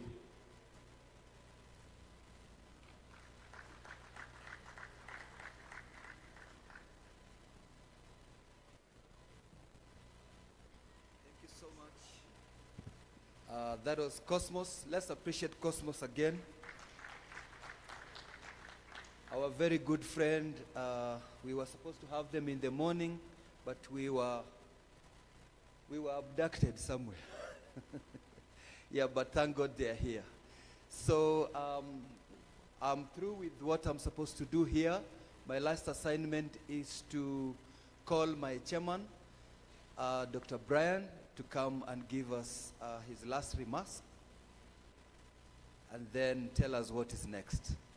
Thank you so much.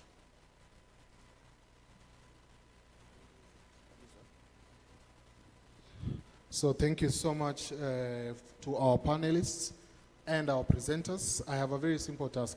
First, to thank all of you, starting with Dr. Joyce. You've sat through the whole morning. We really appreciate, and even taken time to answer personal questions. This is much appreciated by us. I want to thank our panel from Farm Access, the quality team. Very, very insightful presentation, and I noticed that you involved quite a number of our facilities. They were on stage, and we really appreciate. I can see Olive Link, we are proud of you, the journey that you're taking. And I think it is lessons for our membership that this is possible. And everyone who has been here since morning, I hope you managed to get a cup of tea or something. But most importantly, you have networked, you've made connections, you've struck business deals, and you have learned something. So this is really what Rupha conventions are all about. Networking, catching up with friends, making business deals, and knowledge sharing. So this, we are very grateful for those of you who have been here since morning, since yesterday. Now, there are a couple of things that I need to announce. The afternoon session is dedicated for business. This is when you go out there, you meet the exhibitors, you meet the financiers, you talk to them, you explain your hospital needs to them, you network with your friends. Try and make sure you come out of here with something. Even if it's not a purchase today, maybe it's a plan for next month, next quarter, you know, by the end of the year or next year. But this is a great place for you to make good and strong business relationships. So we are giving the afternoon for that. Unlike our previous conventions where in the afternoons we've had workshops and discussions, this time round our afternoons are for you to do interactions. So please take advantage of that. Take time to walk around, take business cards. If you've not been printing business cards, a key lesson is please make sure you have a business card for your hospital that you can leave behind. So that is number one. Number two, for our members who are here, yesterday we made an announcement, those who are not able to join us, that we will have our SGM on 20th of May. The purpose of that SGM is to look at our financial accounts and to elect new officials for the offices that fall vacant. So I know there are many leaders in this room. People who run businesses are leaders by nature. So this is your opportunity. We will be sending by email, according to the law, the accounts, the books of accounts, and even announcing which positions in the executive committee are available for those who want to offer yourself to serve on the executive committee of Rupha. The third announcement, not really an announcement, just a comment. I have had quite a number of our members, especially the level 3 facilities, who have come to us and asked us about the mismatch issue. This issue of level 3A, level 3B, and 0 beds in the portal. We have, as an association, had a position on this matter since it came up. And I think the first time, and we were talking about it since October 2024. We even had several surveys where we were asking facilities that have KMPDC mismatch concerns to share information with us. We gave that information, and when the issue of deletion of beds came through, you may recall that we visited KMPDC, sat down with Dr. Kariuki and discussed the issue of Gazette Notice of 2021 and Gazette Notice of 2017. There were facilities which, under the 2017 Gazette Notice, level 3A facilities were ranked lower than level 3B facilities. So there were facilities which were 3B previously were considered higher rank, and 3A was considered lower rank. But in the new gazetted notice for 2021, that was shifted. So in that notice, level 3A is the comprehensive hospital. It has inpatient, it has beds, and it has a theater, at least one theater. And level 3B in that notice is considered an outpatient facility run by a medical officer without any beds. That is the categorization. So a lot of facilities were affected by that shift. And what KMPDC informed us, that they simply, in most cases, they swapped. So if you were 3A before, in the portal you were turned to be 3B. And if you were 3B before, you were turned to be 3A. And then the subsequent issue is they communicated that 3B facilities, by that Gazette notice, are outpatient facilities run by medical officers, and they don't have beds. Now, the reality on the ground is a bit different. We have a lot of 3B facilities that have inpatient and have maternity units. That we know. Now, why we met KMPDC was because the same Gazette notice of 2021 introduces a category called level 3C, which is an inpatient level 3 facility that does not have a theater. The only difference is that a missing theater. So a lot of the level 3 facilities that have been reaching out to us are in that category. I have an inpatient unit, I have a maternity wing, but I don't have beds in the system. The beds are physically present. I have not put up a theater. So what did Rupha do? One of the things that we did is we came up with a program for those facilities which wanted to upgrade. That program still exists. We still have a financed theater package. You can be able to reach us out. We have vendors here who are supporting us. They can give you a payment plan to put that theater in place so that now you have your inpatient, your maternity, and theater. So the conversation becomes, when can we get KMPDC to inspect you and move you to level 3A? That's the first thing we did. The second thing we did, on the advice of KMPDC, we wrote to the Director General for Health, because it was not only level 3 facilities affected. We know there are level 2 facilities in the Gazette notice called dispensaries that have maternity beds. We still have level 2s that have maternity beds in some remote areas. So we wrote to the DG and said, can you give a policy position of the ministry in terms of beds, hospitals, which don't have theaters, but they have maternity and they have inpatient? And the DG replied in August last year, and he said that he will take it up upon himself to discuss with KMPDC. We are waiting for that conversation to happen. So if you are a level 3B facility and you have inpatient, maternity, but no theater, there are two things that are happening. You can upgrade, install that theater if your space allows. We will support you. and we will push KMPDC to reassess you and move you to 3A so that all your beds are recognized. Other than that, you have to either wait as we push also DG and MOH to finally recognize level 3C. This is the position on that matter, but Rupha is fully aware of this and we are working on it. So this is just to address that issue. Finally, those of you who have been here for the last 2 days, we felt as an executive committee that lazima mupate transport ya kwenda nyumbani. Sasa kama umekuwa hapa na huko kwa system, utapata transport. Now I've spoken like a politician. So, please make sure that you do not leave this venue before getting in touch with either George Mbogo, our programs officer, or if you can find Cynthia Munene, our CEO, ako na bahasha yako, usitoke hapa bila bahasha yako. Make sure uko na pesa ya Uber ama ya kuweka mafuta kwa gari. But key thing, walk around, make business deals, network, let's learn together and make Rupha stronger. Asanteni sana. We are still here tomorrow. So those of you who still have time tomorrow, we are still here. Rupha is still here tomorrow. If you come as many as you have come today, we have a special session in the morning called the CEO's Forum. That forum is going to be for business only. So CEOs of hospitals and all these vendors you see here will come and sit with us and discuss how we can make our businesses easier and better to do. Other than that, thank you very much from the Rupha Executive Committee. I want to ask a volunteer. In fact, I will nominate Madam Anne to come and pray for us so that we can move to the next session. Asanteni sana.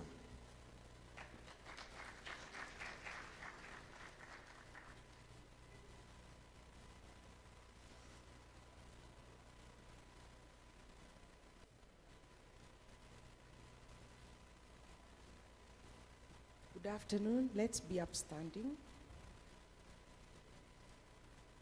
Our dear Heavenly Father, in the name of Jesus, we want to thank you this afternoon. Thank you, Lord, because you've watched over us. Thank you, Lord, for the sessions that we've had. Thank you, Lord, for watching over each and every one of us, bringing us far and wide, dear Lord. As we come to the close of the day, dear Lord, those of us who are traveling, Lord, may you watch over us.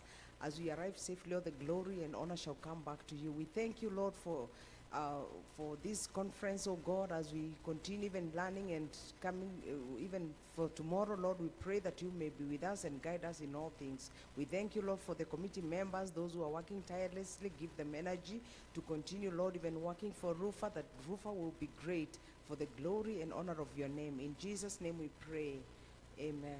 Thank you.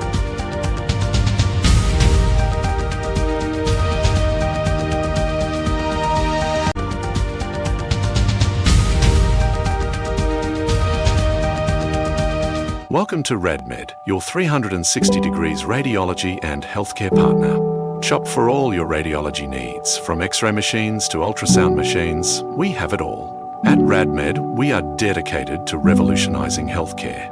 We are experts in radiology and healthcare equipments, serving all areas in Kenya. In Calvary Hill Hospital, we delivered installed an X-ray machine with a CR.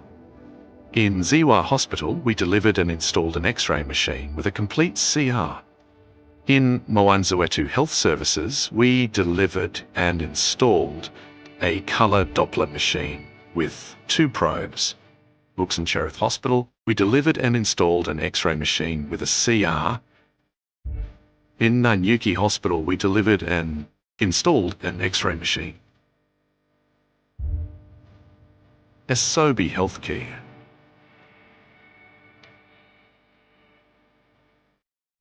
Malkia Wings Hospital.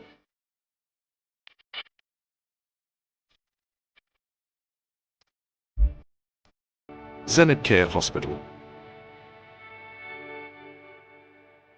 Nelly Nursing Home.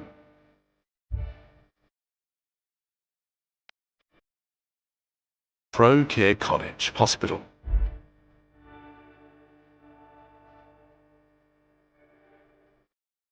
Esther, a radiology entrepreneur.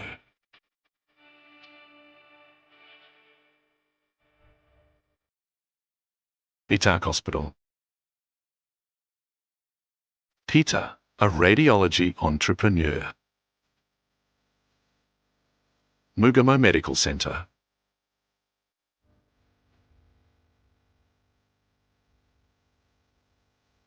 Jabs Medical Center. Welcome to RadMed, your 360 degrees radiology and healthcare partner. Shop for all your radiology needs, from X-ray machines to ultrasound machines, we have it all. At RadMed, we are dedicated to revolutionizing healthcare. We are experts in radiology and healthcare equipments, serving all areas in Kenya. In Calvary Hill Hospital, we delivered and installed an X-ray machine with a CR. In Ziwa Hospital, we delivered and installed an X-ray machine with a complete CR. In Mowanzowetu Health Services, we delivered and installed a color Doppler machine with 2 probes. Brooks and Cherith Hospital, we delivered and installed an X-ray machine with a CR. In Nanyuki Hospital, we delivered and installed an X-ray machine.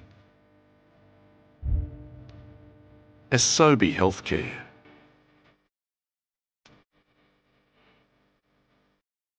Malkia Wings Hospital.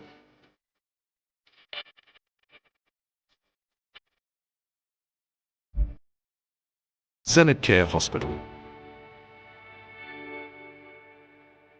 Nelly Nursing Home.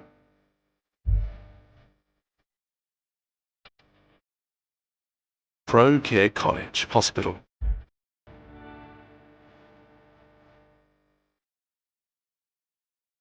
Esther, a radiology entrepreneur.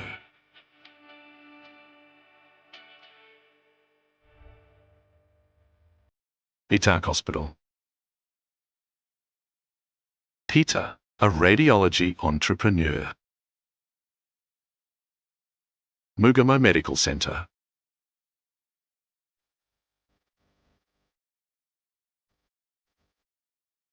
Jabs Medical Center. Welcome to RadMed, your 360 degrees radiology and healthcare partner. Shop for all your radiology needs, from X-ray machines to ultrasound machines, we have it all.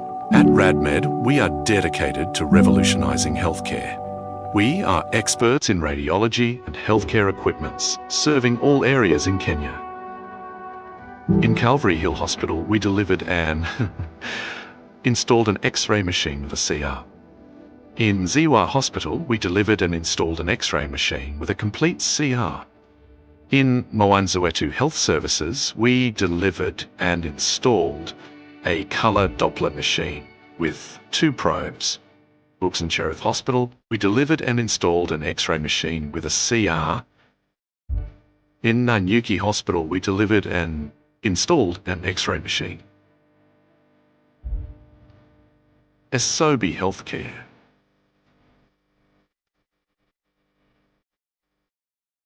Malkia Wings Hospital.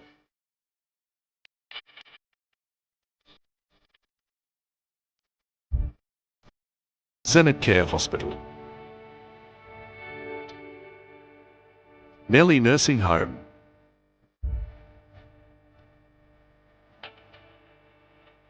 Pro Care College Hospital.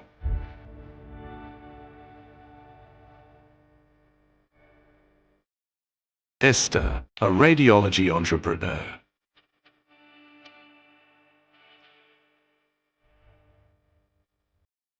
Itak Hospital. Peter, a radiology entrepreneur. Mugamo Medical Center.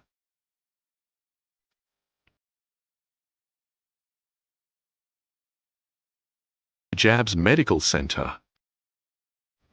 Welcome to RadMed, your 360 degrees radiology and healthcare partner. Shop for all your radiology needs, from X-ray machines to ultrasound machines, we have it all. At RadMed, we are dedicated to revolutionizing healthcare. We are experts in radiology and healthcare equipments, serving all areas in Kenya. In Calvary Hill Hospital, we delivered and installed an X-ray machine with a CR.